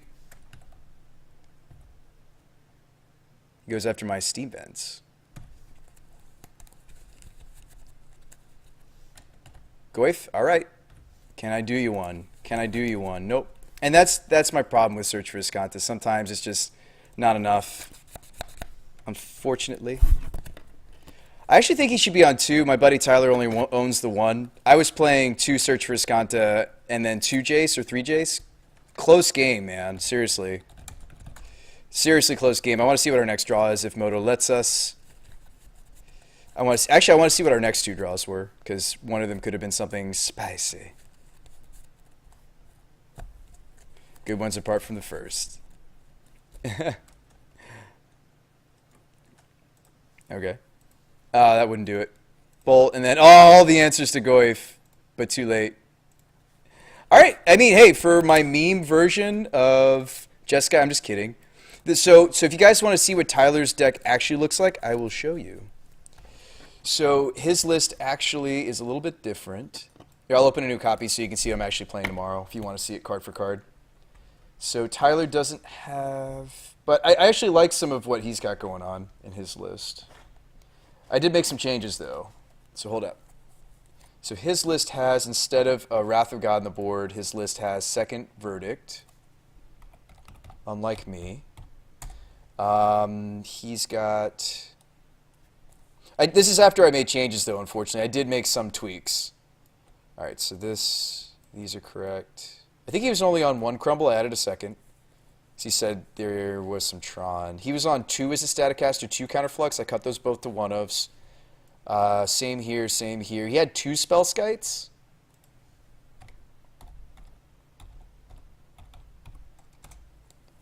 So I'm showing you the hybridized version of what I'm going to play tomorrow and what Tyler gave me. So I actually did cut the second Spell Skite. I added a Dispel. 2 relics are the same. Oh, I am playing double Spell Skite tomorrow. Never mind. Oh, okay. Oh, yeah, he doesn't have Runed Halo. That's right. I am playing double Spell Skite tomorrow because he does not own any Runed Halos. Other than that, the sideboard I think is the same now. Yep, those are the same now. Okay, so that's the sideboard. And then the main board's actually quite a bit different. He doesn't have... He said if I have any money, I should go and try to buy some Field of Ruins. He actually has more Colonnades, though, than I do online, which is great. So Celestial Colonnade. Is Crucible and Jace-kai good? I have no idea, cute little bunny. That's my buddy's pet card. He actually has a really beautiful Crucible. It's the Judge Promo Crucible. My buddy is a judge. He's got the Judge Promo Crucible, which is pretty sweet looking. All right, so he's got a place at a Colonnade. I might cut a Colonnade, though. We'll see. His mana base is different by these. These are what's different. The 2 Field of Ruin he does not have. He's actually just running 2 Ghost Quarters. 2 Ghost Quarters, and then he wasn't running the snags. I happen to have a playset of snag on me because he wasn't sure about. He had like a plethora of 1 mana things. He had like an Ancestral. He had a Singleton Mana Leak. I did keep that part because he said it's kind of his pet card, the Singleton Mana Leak he likes keeping. But I mean, other than that, I basically just swapped out the kind of the random stuff. Like he had like a Jace Vryn's Prodigy and some other stuff. I mean, I think they were there just for... It's not that they're weak. I think they were there more so because he wanted to just test them. Because he actually hasn't had a chance to play Jace at his local F&M. And unfortunately, he's going out of town, so I'm actually doing it for him. Normally, I run 3 Colonnades. Yeah, I think 3 Colonnades is how I'm going to run it, like tomorrow. Hold up. Did I leave in the 4th? Let me look through my rendition of his deck. I mean, he said I'm welcome to make any changes. He just wanted me to test Jace specifically. Oh, he also only has 1 Jace. That's another thing. But he has a playset of Cryptic. That is a big change. That drastically changes, and there's no Entreat. I'm not going to buy an Entreat. He doesn't own an Entreat. So let's see. And it's just Friday Night Magic. I mean, sure, I want to try to win. I'm going to report back to you guys and tell you how it goes if you want, if you care. If you care to know. Yeah, so I should probably take out the 4th Colonnade, especially since Crucible's here to return them. And you could, like, search Riscanta, like, discard a Colonnade and get it back with Crucible. There's all sorts of cool little things you could do there. We get to do a little bit of that tonight. Not all that much, because there's just the Singleton Crucible. You like the Singleton Terminus? Ooh, that's cool. Geist is good now, says Life in a Jug. He doesn't have any Geists, unfortunately. I sold most of my modern paper collection. I have Tin Fins. I have Mentors. I could play Mentors in the sideboard. That'd be spicy. I have a playset of Monastery Mentor in paper. I have Swords to Plowshares. That's not modern legal. Yeah, I mean, I could play some Mentors in the board just to... People would not expect it. Because they'd probably be expecting, like, Tyler's more dirtily sideboard. Like, I mean, there's no win cons in his sideboard. I don't know if you noticed that. He's trying to just win on his Jace and his Manlands and his Crucible. Oh, yeah, Bunny? Oh, so let's do the Madcap Challenge. So I just want to show you kind of what he gave me and what I was working with. So, Scrapyard. This is something I saw on another stream. This is not card for card what they were playing. Actually, I think I should open a new version of this because I already tested this version, and I think that the faithless looting was a cool idea because you can loot over Titans and then bring them back, and that's really grindy. But I almost think this wants maybe more burn. Well, how about I play it like it is, and you guys tell me what you think. So I did find this from a different stream. I don't remember the guy's moto name, but I believe he was a Japanese, or I think his time zone was Japan. But anyway, he also admitted it wasn't even his list. He got it from somebody else. But I just wanted to make sure you guys know that I'm not the one that created this idea. So basically, it's built around a Salvage Titan, and you have a bunch of eggs like Terrarian and Star. So it's kind of like eggs mashed together with Blue Moon mashed together with Affinity. Let's play it. This is a cool deck. And then we'll probably do the Madcap challenge. Although it's like it's 5:35 a.m. Yeah, let's just play this, and I'm gonna go to bed. I think you guys will like this deck. It's actually kind of cool. It's grindy. It's grindy. It's kind of like, it kind of feels like a Bedlam Reveler. That's why I like decided on some number of Faithless Lootings in the deck, because it kind of feels a little bit like Bedlam Reveler. Instead of like having to fill your yard, you just play 1 or 2 artifacts, and then you do it. Can I get the current Lich's list? Oh, okay. Well, let me cue us. Sure. So basically, Dice Store plays. I decided to go more budget with the burn deck. You'll see that in the mana base. And I also decided to... what we're about to play minus the Blood Moons is a relatively budget deck as well. If you budgetify the mana base, what we're about to play. No hurry after this is fine. Oh, okay, okay. So this is a not keep. And the reason... Well, no, it's got looting the Titans. Let's try it. Let's try it. I didn't see the Faithless looting. I like this hand, actually, potentially. So we looting away both Titans. The Titan's really interesting. So Titan says, you may sacrifice 3 artifacts rather than pay his mana cost. Cool. So he's 0 mana, right? Sort of.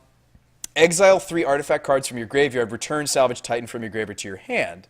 So I just felt that he kind of makes sense for looting. Anyway, we'll see. My opponent... Mulligans, mulligans, mulligans, mulligans. There's some Serum Powder. So he's just trying to be like a turn 1 Eldrazi deck. Mulligans to 4. Okay. My opponent mulligans and mulligans and mulligans and mulligans, mulligans, mulligans, and mulligans and keeps. Okay. He likes his 3. Opponent likes his 3. We're going to Blood Moon him. That's the plan. Oh, yes. Yes, the Blood Moon. Oh, yes. I thought about putting like a Mox Opal in this deck.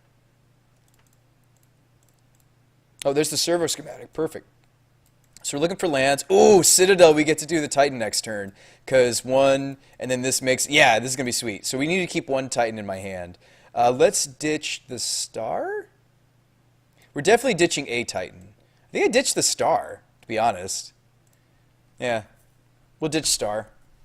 I'm going to do turn 2 Titan. So we're going to go Darksteel, Servo Schematic, sack the Darksteel and the Servo Schematic to the Titan. It's going to be glorious. It's going to be turn 2, 6/4, and a 1/1. And I know you're like, BrewSpy, there's no way that's powerful enough for Modern, right? There's no way that's powerful enough. You're going down a land. You're making a 1/1. Like, who cares, right? I care. I thought this deck was cool. We were playing it, and I built it. And yeah, just like you guys out there in the internet, I'm allowed to do that too. You know, I can see something cool and say, I want to do that too. Deck looks sweet. Turn 2, 6/4. Can't lose. We're also running... oh, wrong deck. I was going to say this is running Stubborn Denials. Yeah, this is running Stubby D's. Stubby D, of course, turned on by things like Titan. I don't have it in my hand or mana to cast it, obviously, but... you guys think this is cool?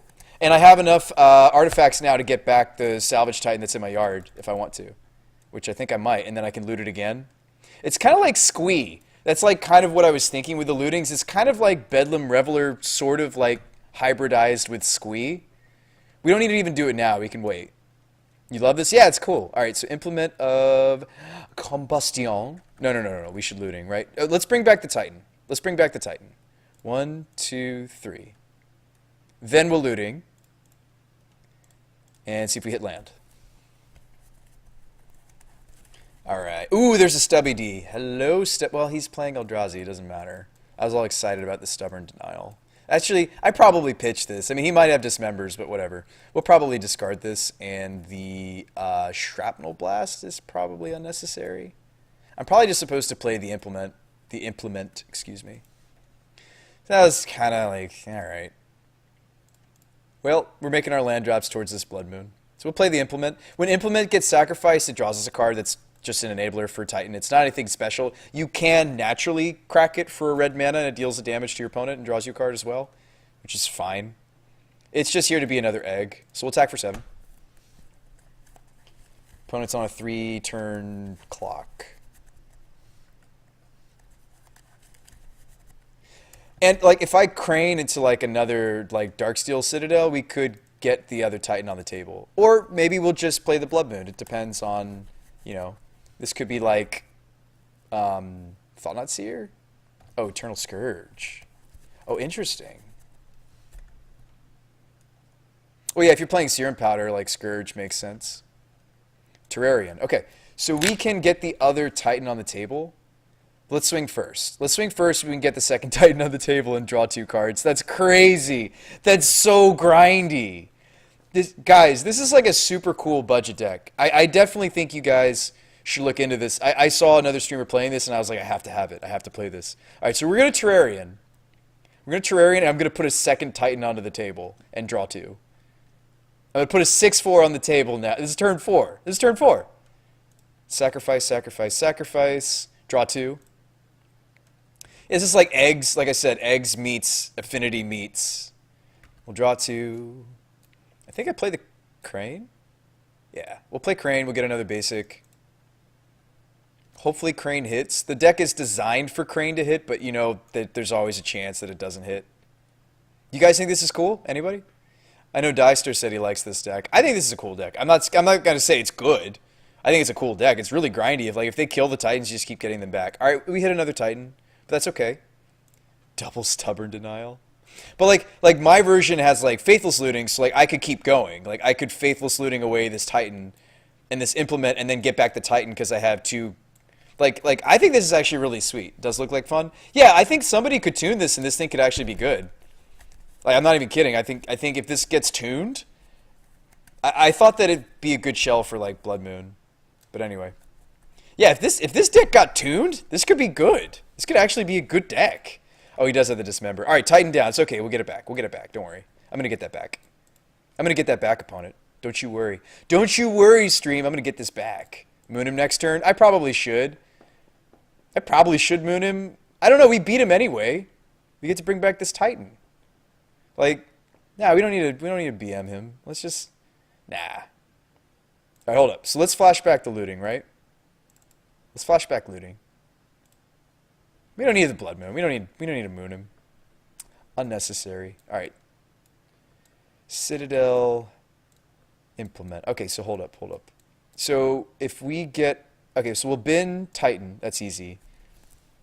Actually, just binning Titan might be correct. Like bin Titan, bin the basic mountain.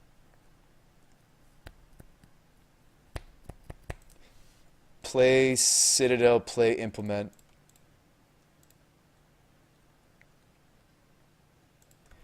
Attack, and we can get back Titans if we need to. Nah, we don't need to moon him. We don't need to moon this guy. I don't think he's coming back against our 6/4 with his 2 cards. But just so you guys know, we could return the Titan again. Because we had four artifacts. Yeah. Cool, huh? Super grindy, right? He just doesn't go away, the Salvage Titan. So this is actually a really cool deck, and like I've felt like Blood Moon decks just struggle for like a good win condition. Obviously, Jace fixed that potentially. No, definitely did. But this is a cool deck. I mean, this is a fun budget deck. Like if you want to play like potentially a Blood Moon deck, doesn't need to be. We definitely leave these in against him. But Stubby D seems weak. It's only going to counter like Dismembers. Shrapnel Blast is strong. This even kills like Reality Smasher, and we just like pitch a Titan. The list that I saw the guy playing was only playing 3 Titans. Not that I think that that's wrong. I just really like the fourth Titan if I'm also running lootings. Like he was saying, oh, well, I find my Titan through Crane. And I was like, well, but like this guy has synergy for a looting deck. You can just keep returning it and keep returning and keep cycling through your deck and keep returning it and keep. Anyway, I think it's really cool. I built it more grindy. His deck was more like heavy on like Shrapnel Blast. And I think he also had Galvanic Blast. He was just trying to get there. And that's probably the better deck. I really like the idea of looping Titans for value and just keep getting them back. So what do we need in this matchup? Rejections and Stroke, maybe? They seem good. Maybe Mom Pop Thopter Shop. I'm surprised that the guy I watched wasn't playing this, albeit it's only 20 lands. So like maybe that's why there aren't these in the deck. I'm not that excited about Ensoul in this matchup. Ensoul I kind of just left in the 75 because it's an enabler for denials. So when I take out denials, I like cut on these some amount. I think it being a 5/5 on the Citadel is still strong. I just not all that excited in this matchup anyway. I'd rather have air superiority or the ability to sacrifice any artifact in my deck for damage. Yeah, I think that's the plan. And Soul's weak though. Yeah, it is. It is weak. I think we could cut even more, but like what else? Like what do I want instead? Smash the Smithereens? Like what do we want instead? You know? I think the issue is what do we want instead? Yeah, Ensoul is weak versus Dismember. Yeah, I don't disagree with you. I'm just like, do we have other things I can bring in instead that are good in this matchup? Like explosives, maybe. Explosives could blow up a Chalice. It's flexible. Whip Flare is kind of one-sided, except it does kill P and Kieran. It doesn't kill the Thopters. But this is like a one-sided board sweeper for their smaller stuff. I don't know what's... He might be on Walking Ballistas. We'll try the smashes. There's usually a target or two in this matchup. Just due to the nature of my opponent's deck being colorless mana for the most part. I think this hand's okay. This hand isn't like amazing, but it has Titan and it has eggs, so... I think we try it. And that was like my issue. I watched that other streamer playing this deck, and like every time he didn't see Salvage Titan, like the deck didn't work. So, I mean, no offense. If you have a deck that has a build-around card that's so important to the deck that the deck doesn't work unless you, at some point... Ooh, that was a good draw, potentially. Yeah, that was... Ooh, piece of candy. That was potentially a good draw. We can Titan next turn. But anyway, like if you have a deck that like in your build around card's that important that if you don't see it, the deck loses most matchups, I think you should just go ahead and play the playset. Even if the extra Titan is bad, you know, like again, like I kind of found a way to cycle through the Titan. You know, using Faithless Looting, I found a way to cycle through. Oh no, Mimic, Whip Flare. Would Bauble be a decent fit? I don't know. You want cards that die when they go to the graveyard specifically. So like, check this out. So we're going to go Egg, Egg, Titan, right? And we're like, nice 2-1. This is worth shocking ourselves. Like, these all say when they're put into a graveyard from the battlefield, draw a card. So I don't think that Bauble works as well. You could run a Mox. I decided to not buy a Mox for this deck, but you could play Mox if you have it. I would say, like, because this deck isn't proven, like, build it because it's fun. I don't know if it's competitive. Oh, nice, we have looting for this Titan now. I don't know if it's competitive yet. I've seen it played. The guy that was playing it was, like, 4-1-ing. I don't know if he was playing competitive or friendly, but there you go, turn 2, 6-4. And we drew a bunch. I drew 3 cards. Like, the thing is this isn't just turn 2, 6-4. This was turn 2, 6-4, draw 3 cards. And now I can loot away the Titan and bring it back because I have 3. Like, my problem was he wasn't reusing the artifacts that he was putting into the graveyard, the list that I saw him playing. So, like, this list, the benefit of this list is I am at least utilizing the extra text on Salvage Titan. I'm not saying this is better than his because his, of course, has the benefit of...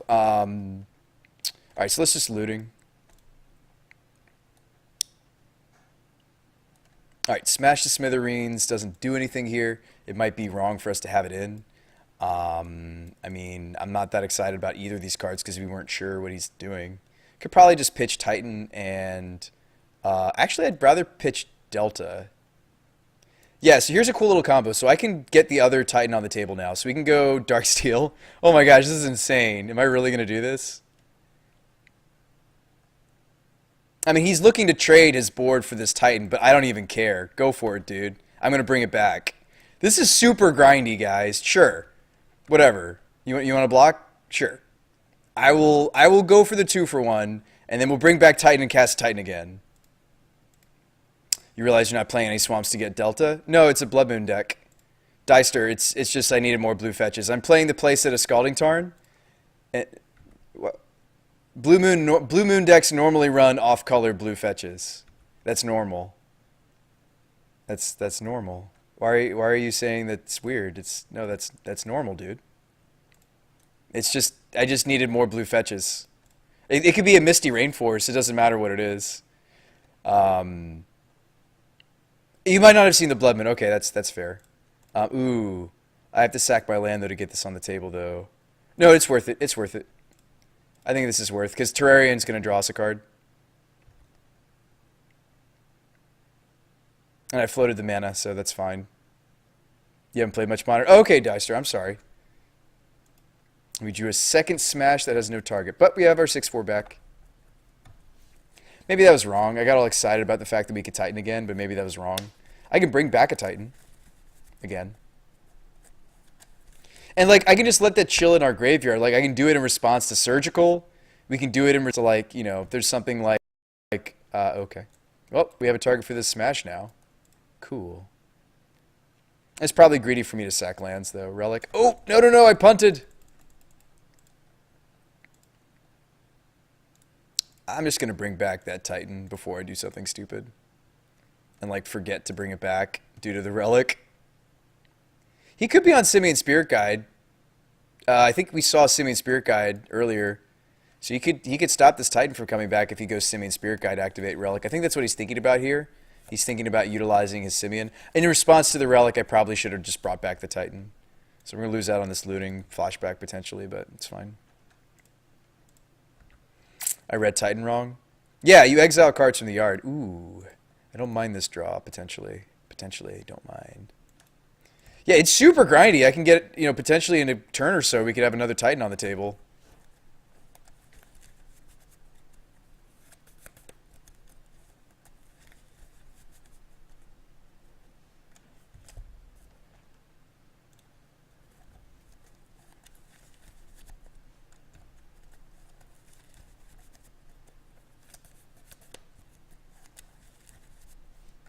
Thought Not Seer.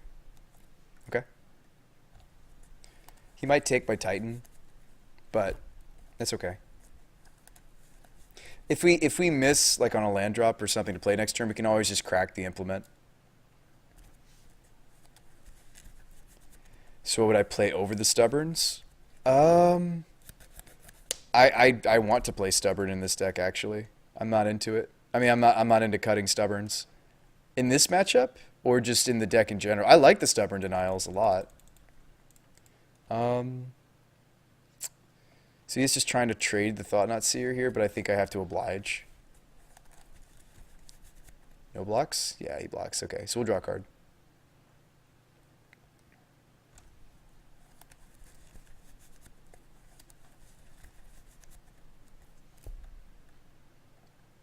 Ooh, Surgical. Okay. Yeah, I don't know if our deck can win without the Titans. We'll see.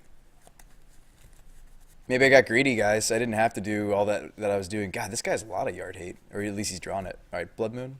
So we'll cycle. See if we get a land drop. Yep.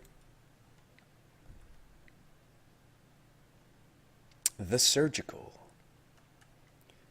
Yeah, we're hoping for land drop here. Nope, don't get it. We discard a moon, right? No. Yeah, actually. Yeah, since we're starved. Yeah, no, Deister, I like the Stubborns. I just think it's a main board card, and it definitely plays better when we have the Insouls in. Without the Insouls, I don't like these.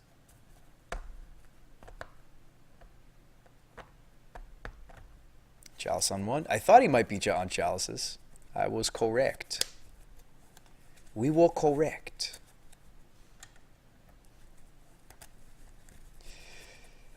Uh, so we just if we draw land, we want a crane, right? Like looting's a well, no, looting's not a good draw anymore. Mom pop flop to shop. Uh-oh. We should probably just pitch the stroke. I don't think it's going to be relevant in this game anymore if we're just not going to get there. Like I probably have to make proactive plays for the rest of the game to catch back up. So we probably should just pitch the counterspell. I feel like Surgical's one of the... Well, no, it was relevant here. Jewish, unfortunately. Him grabbing our Titans did matter. It's kind of my build-around card. And I did expose it to a Surgical. Like, we could have played the game much more slowly, much more conservatively. And I decided not to. I just wanted to jam before I have to go to bed. So it is like 5 in the morning for me. Yep, another thought not. Must be good. I mean, we did take game 1, so there's the potential to... Although, apparently, I mean... That's a meme, right? Because opponent, like, annihilated his hand. All right, Pia. Pia's... Why would you take the 4-mana card in your opponent's hand? I don't even know. Maybe he's thinking he can cut us on win cons. Nice! It gets countered. Awesome. uh, God, we're in trouble. I couldn't even... Here's the thing about Terrarion. I wouldn't even be able to crack that. The only way I can crack it without the help of... Titan is I have to pay 2 and tap it. So it's okay. There's another game to be played. I think we could even still play a little bit of Magic if I just drew, like, because Crane blocks the Mutavault.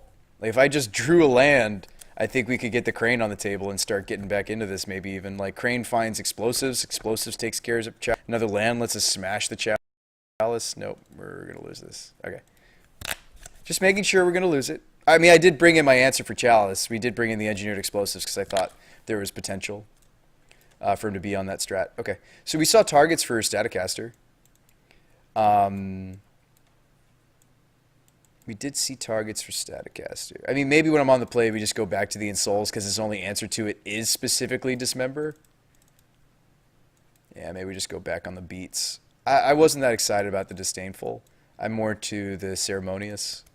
And I think Smash to Smithereens has to stay, but maybe Blast goes.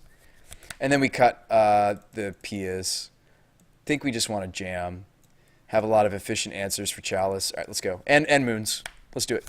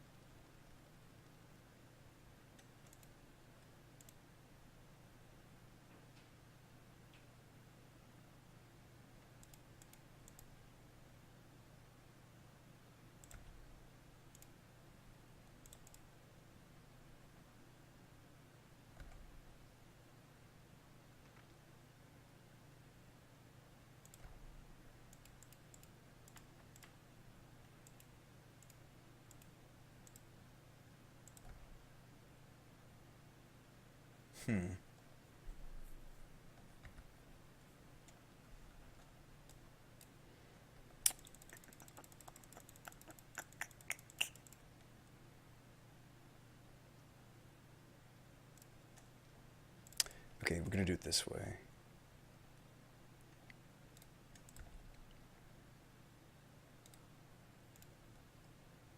I think I value the Servo over the Citadel.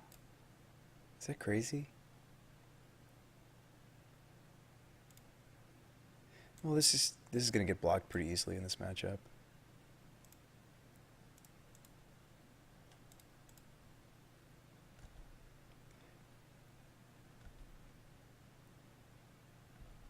Yeah, that's fine. That worked out, I suppose. See, that's not bad. That's like the equivalent of Lingering Souls and a 6/4.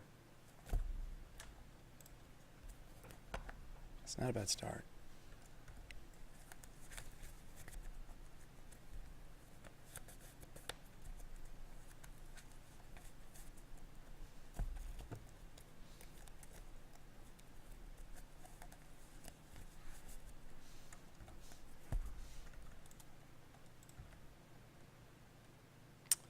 am I supposed to do here?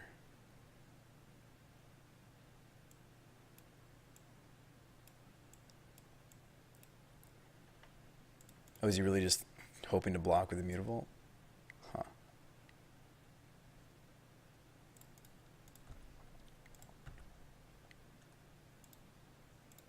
I mean, I think I'm still supposed to go wide with the schematics.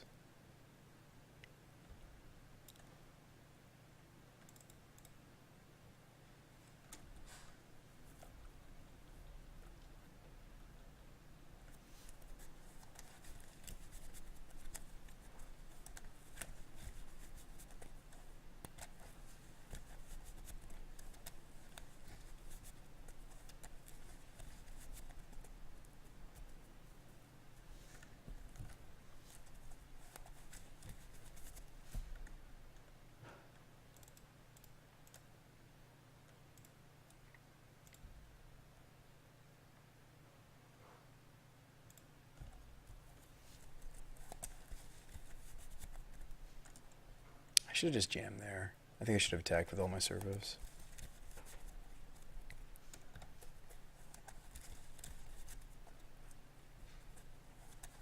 Endless one.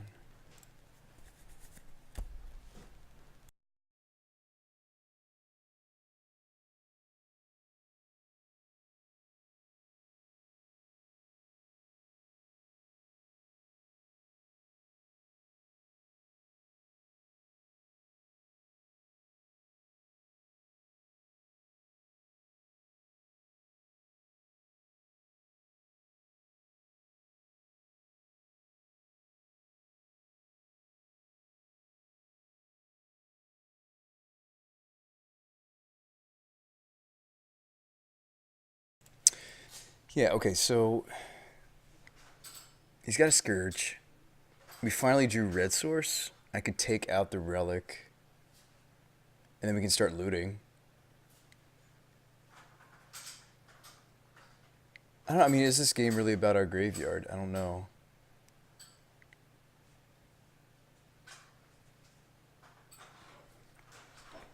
The thing with smashing Relic is he's got open mana, so it might even be correct for me to smash one of my own servos.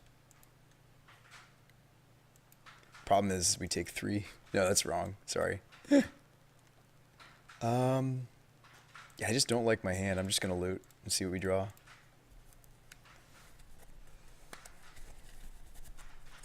Alright, Crane. I mean, implements at least a redraw.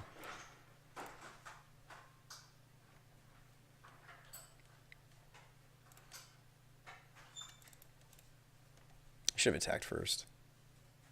Probably. Oh, we whiffed. That's really bad. That's like the worst. Okay.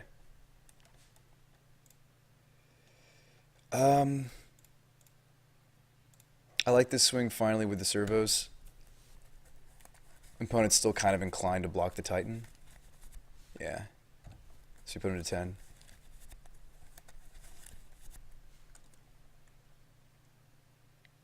I mean, as far as like in the race of who's putting like the biggest, scariest thing into play first. Okay, so yeah, he exiles his Eternal Scourge. That is a little synergy. Cool little synergy he can do between Relic and Scourge, yep.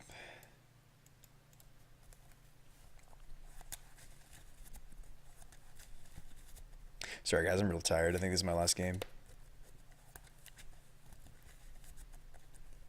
But I'm excited to play F&M tomorrow with my buddy's deck. He did give me one other deck I could play. It's actually a really interesting deck. He called it the Dice Factory.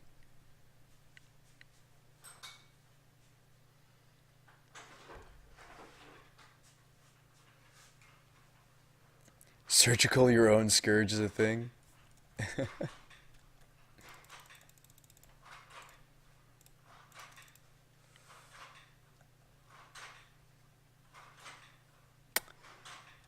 And Soul's interesting.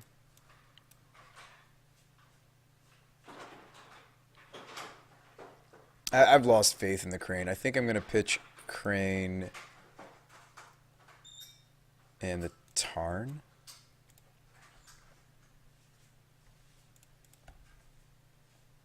Yeah, so he's at 10. I think I just jammed the whole team. I mean, he's got 2 servos blocked, but maybe we just need to get him dead.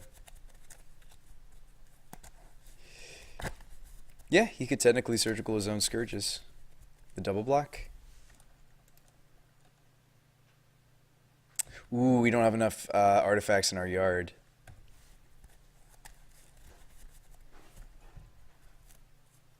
Yep, they both die.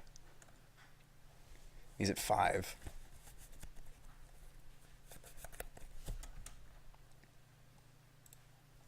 Yeah, no, we don't have enough artifacts in the yard for me to bring back that Titan.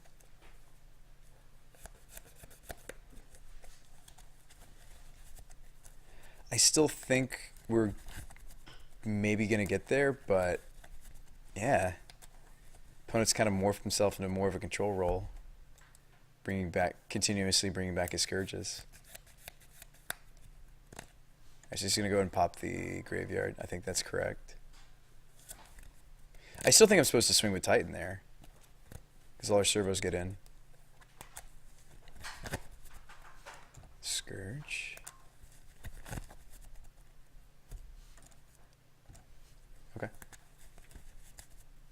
So we can ensoul one of these schematics. Yeah. I guess I could get a redraw, though. We can go implement. Put him to 4 with a redraw. See if we have a better play than just playing the ensoul. Nah, just drew land. Actually, I think I'd rather have red mana here, so let's go ahead and do that. And we're gonna, like I said, ensoul one of the schematics.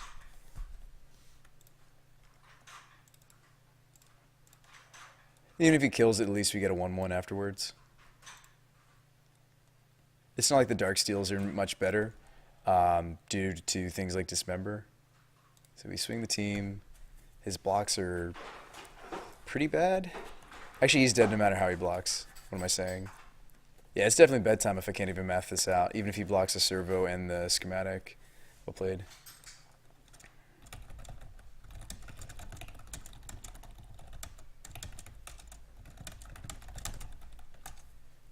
Yeah, I said interesting game. Sorry you mulliganed so hard game 1. Anyways, guys, thanks for coming. Who was it? My friend.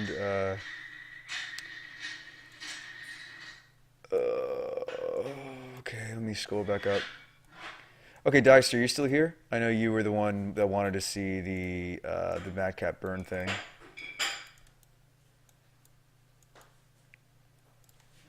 I'm assuming you're still here because you were the last comment in chat.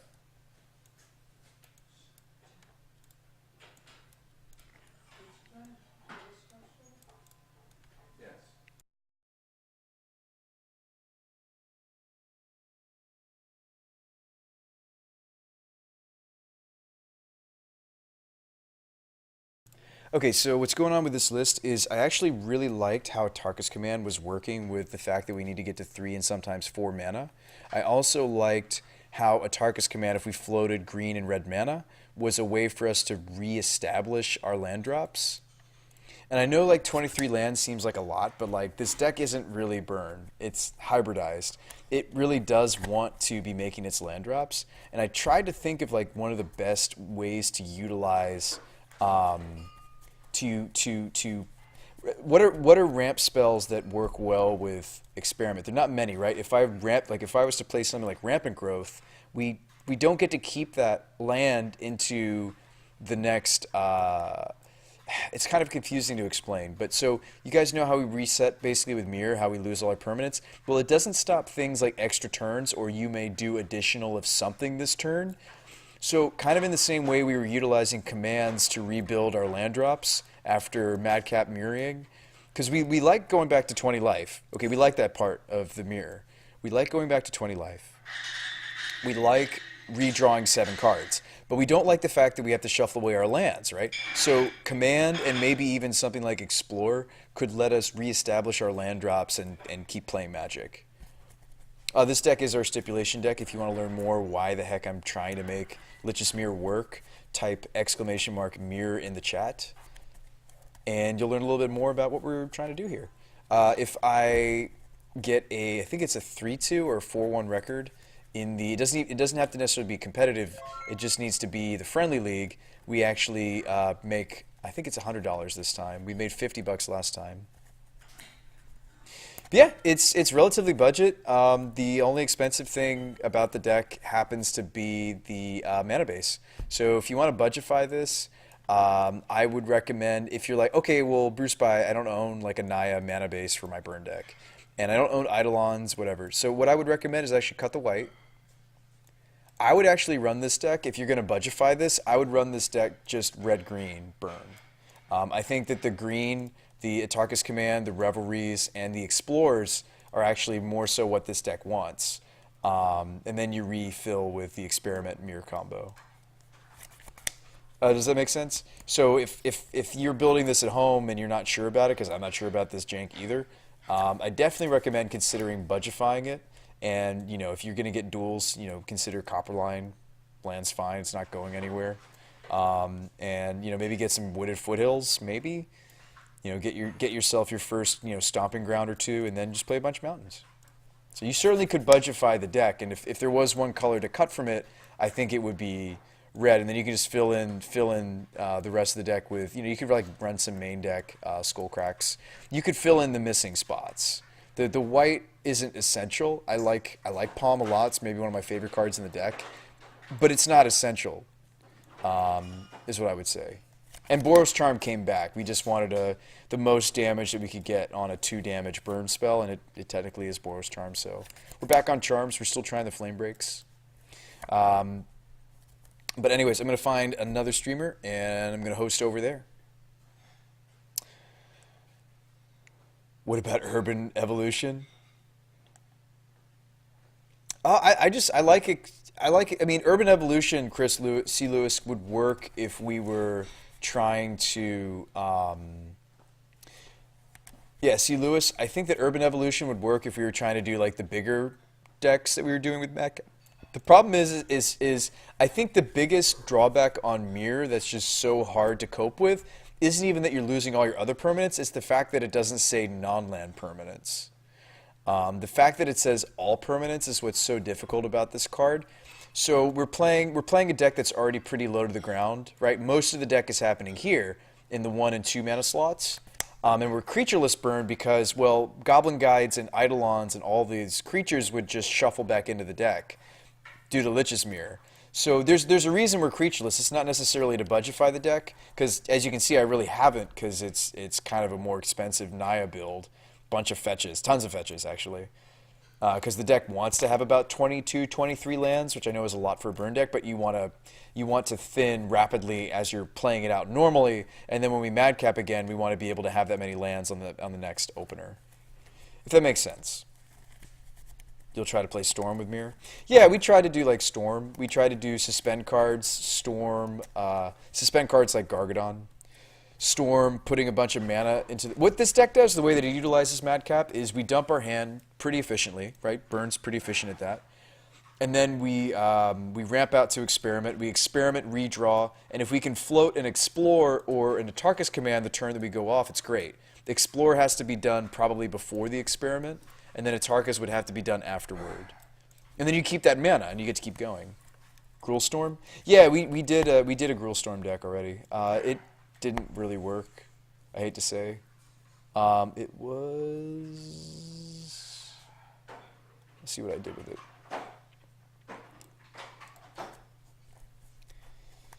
This was... Let me pull up a couple different iterations we tried. This wasn't certainly my first choice, C. Lewis. I didn't really want to build the burn deck, a burn version of Madcap. It's just nothing else really.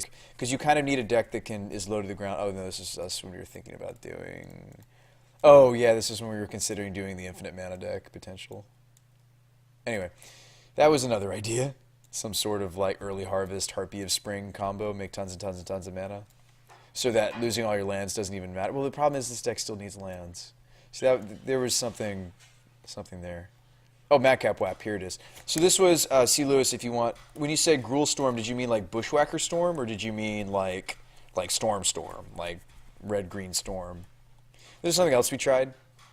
was like a really greedy madcap. This is when we were trying out stuff like Gargadon. This had like priests and herbalists, burning trees, Manamorphose. This didn't really work, but it's something we tried. So when you say Gruul Storm, you mean just like a big red, like Storm? Okay, so you mean like Empty the Warrens? Yeah, we tried an Empty the Warrens build. I don't remember what we called it, though. We tried a bunch of different builds, man. I tried a bunch of different builds before I kind of stooped. I wouldn't say stooped. Stooped isn't the, I mean, Burn's respectable, whatever. Before I, decided that Burn was like my last resort to try to win the money before, because we only have until March 3rd to win the grand prize. So this was like a Waste Not Storm variant. So this is, we didn't actually test this one, but this was like, if you want to steal this shell, C. Lewis, you're welcome to. This is what we thought maybe, in theory, a Madcap Waste Not could look like.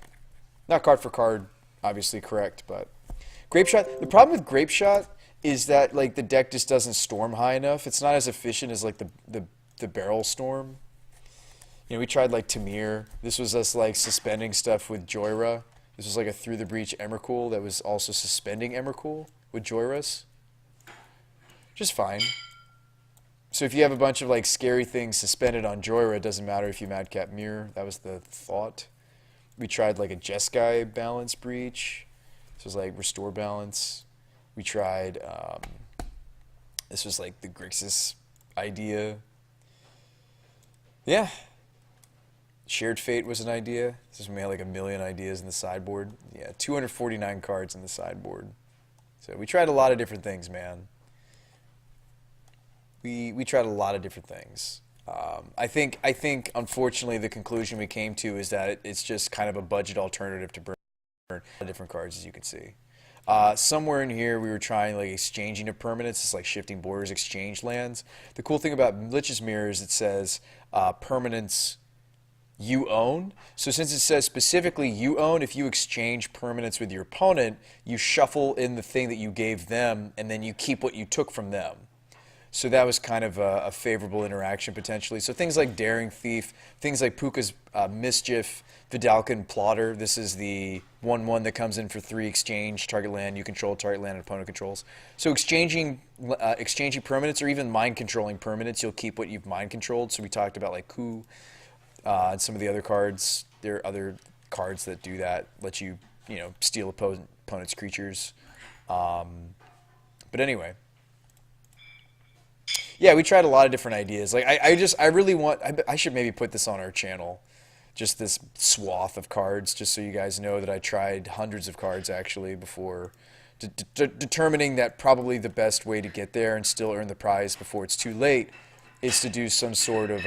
Confusion was another thing we tried. This is whenever an artifact creature or enchantment enters the battlefield, its controller chooses target permanent, another permanent controls shares a color with it. Exchange those. So this would let us exchange a lot more permanents before we madcapped. There's also like Warp World that does that too. So we tried a lot of different stuff. I just want to make that clear because I think some of you guys out there were like, but BrewSpy, you didn't even try everything. It's like, no, we tried everything.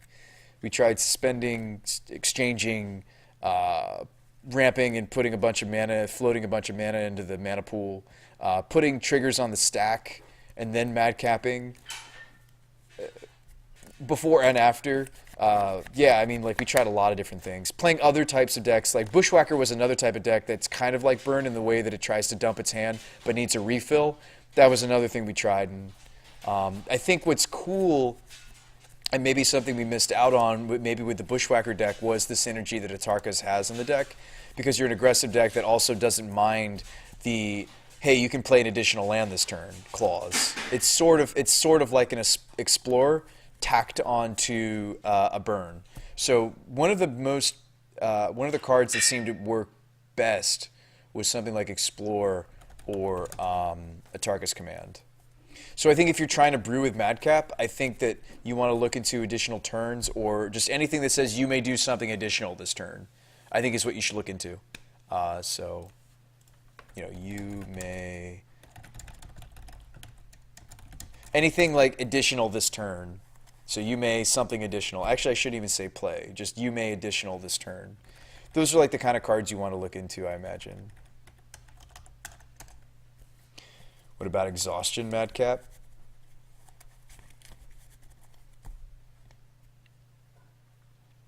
Extra turns do work too, Lucas. Extra turns. Yeah, extra turns. Yeah, I'm kind of already settled into Madcap Burn, unfortunately. I don't think I'm going to switch it. I think I'm going to keep jamming that and keep trying to win the prize until the time runs out. But if you at home are trying to brew with this card, yeah, like Urban Evolution, like this is a way to like rebuild. Oh, it's only one additional land. Never mind. No, that's not useful. I mean, it's an interesting idea, but it's probably not good enough. Oh, Enter the Unknown. This is another relatively mana efficient. You may play an additional land this turn, so this might even be better. But yeah, you may additional. Some sort of you may additional this turn is probably where you want to start brewing with this deck. I mean, Kiora says you may play an additional land if you want a Planeswalker option.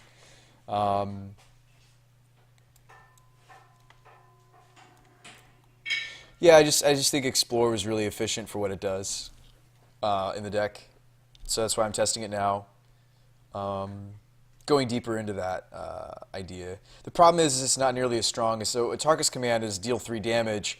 You can play, put an additional land into play. Explore's a little bit different. We can store multiple Explorers, like the turn that we're going for Madcap. Like we could even play like 1 or 2. Ideally, we play at least 1. So, too bad Summer Bloom's banned, right? 3 additional lands this turn. Card was banned for a reason. Card was indeed banned for a reason.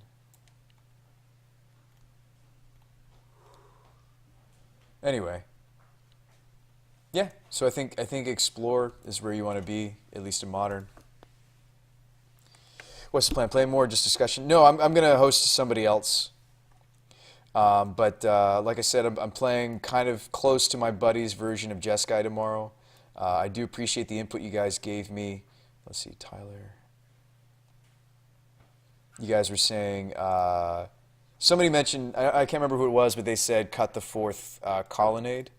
And I think that's fair, especially since this is going to be running a Crucible. I think the 4th colonnade is maybe a little much. And he said if I can swap any land, probably swap the Cascade Bluffs. And that could be the first Field of Ruin. So I'm going to try to get this deck swap 1 or 2 of the Ghost Quarters into Field of Ruins. And then I think that's the only other change I'm going to make. If I can get Logic Knots, I'll swap out the cute Rune Snag package. What would that look like?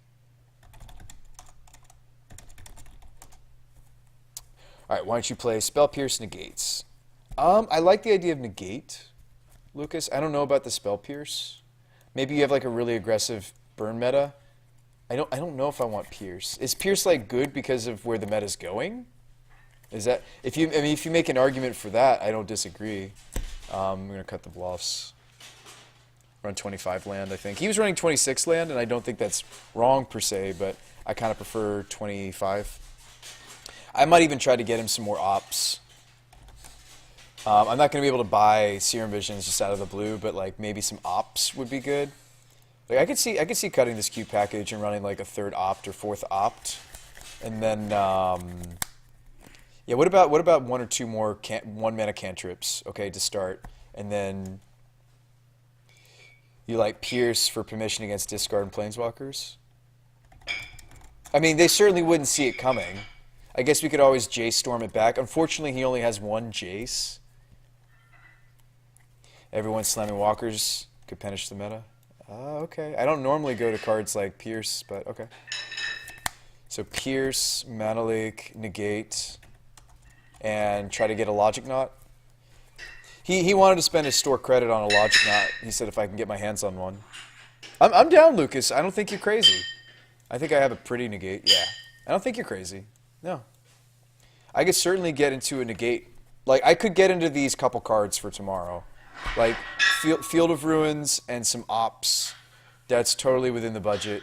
A Negate, I already have a Negate somewhere. I just need to dig through my cards. And then Logic Knot would be the only thing. But I think this deck could easily support 1. I think any more than that is probably too much. But that would play nicely if we're going to add additional Ops. You don't think I'm crazy? Yeah, I don't think you're crazy. All right, thanks, Lucas. That's a good point. I'll maybe try out this counter suite instead of the cuteness, which was the rune snags I played. Dude, we went almost 3-2 with rune snags, man. We went almost 3-2 with rune snag. Entreat the Angels, Jace-kai. I think that's impressive.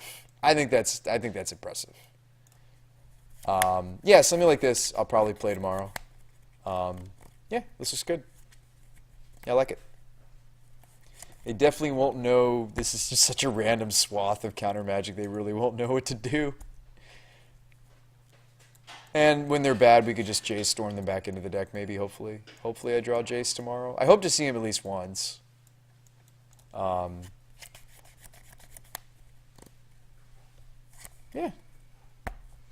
If I could get this deck, if I could put an Entreat in this deck, I certainly would. No, I don't think you're crazy with the Spell Pierce. I don't know if I have a Spell Pierce, actually, in my binder. I'll have to look. You're going to watch your friend playing in the Olympics? That's cool. He's doing curling.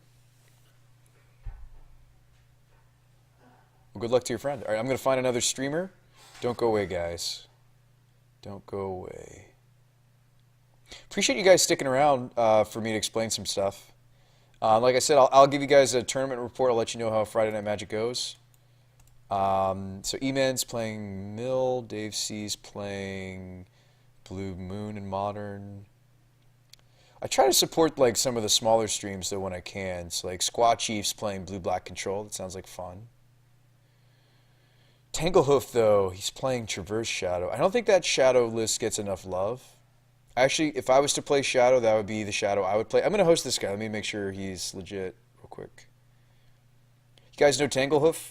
He's playing some Traverse Shadow. That sounds like sweet.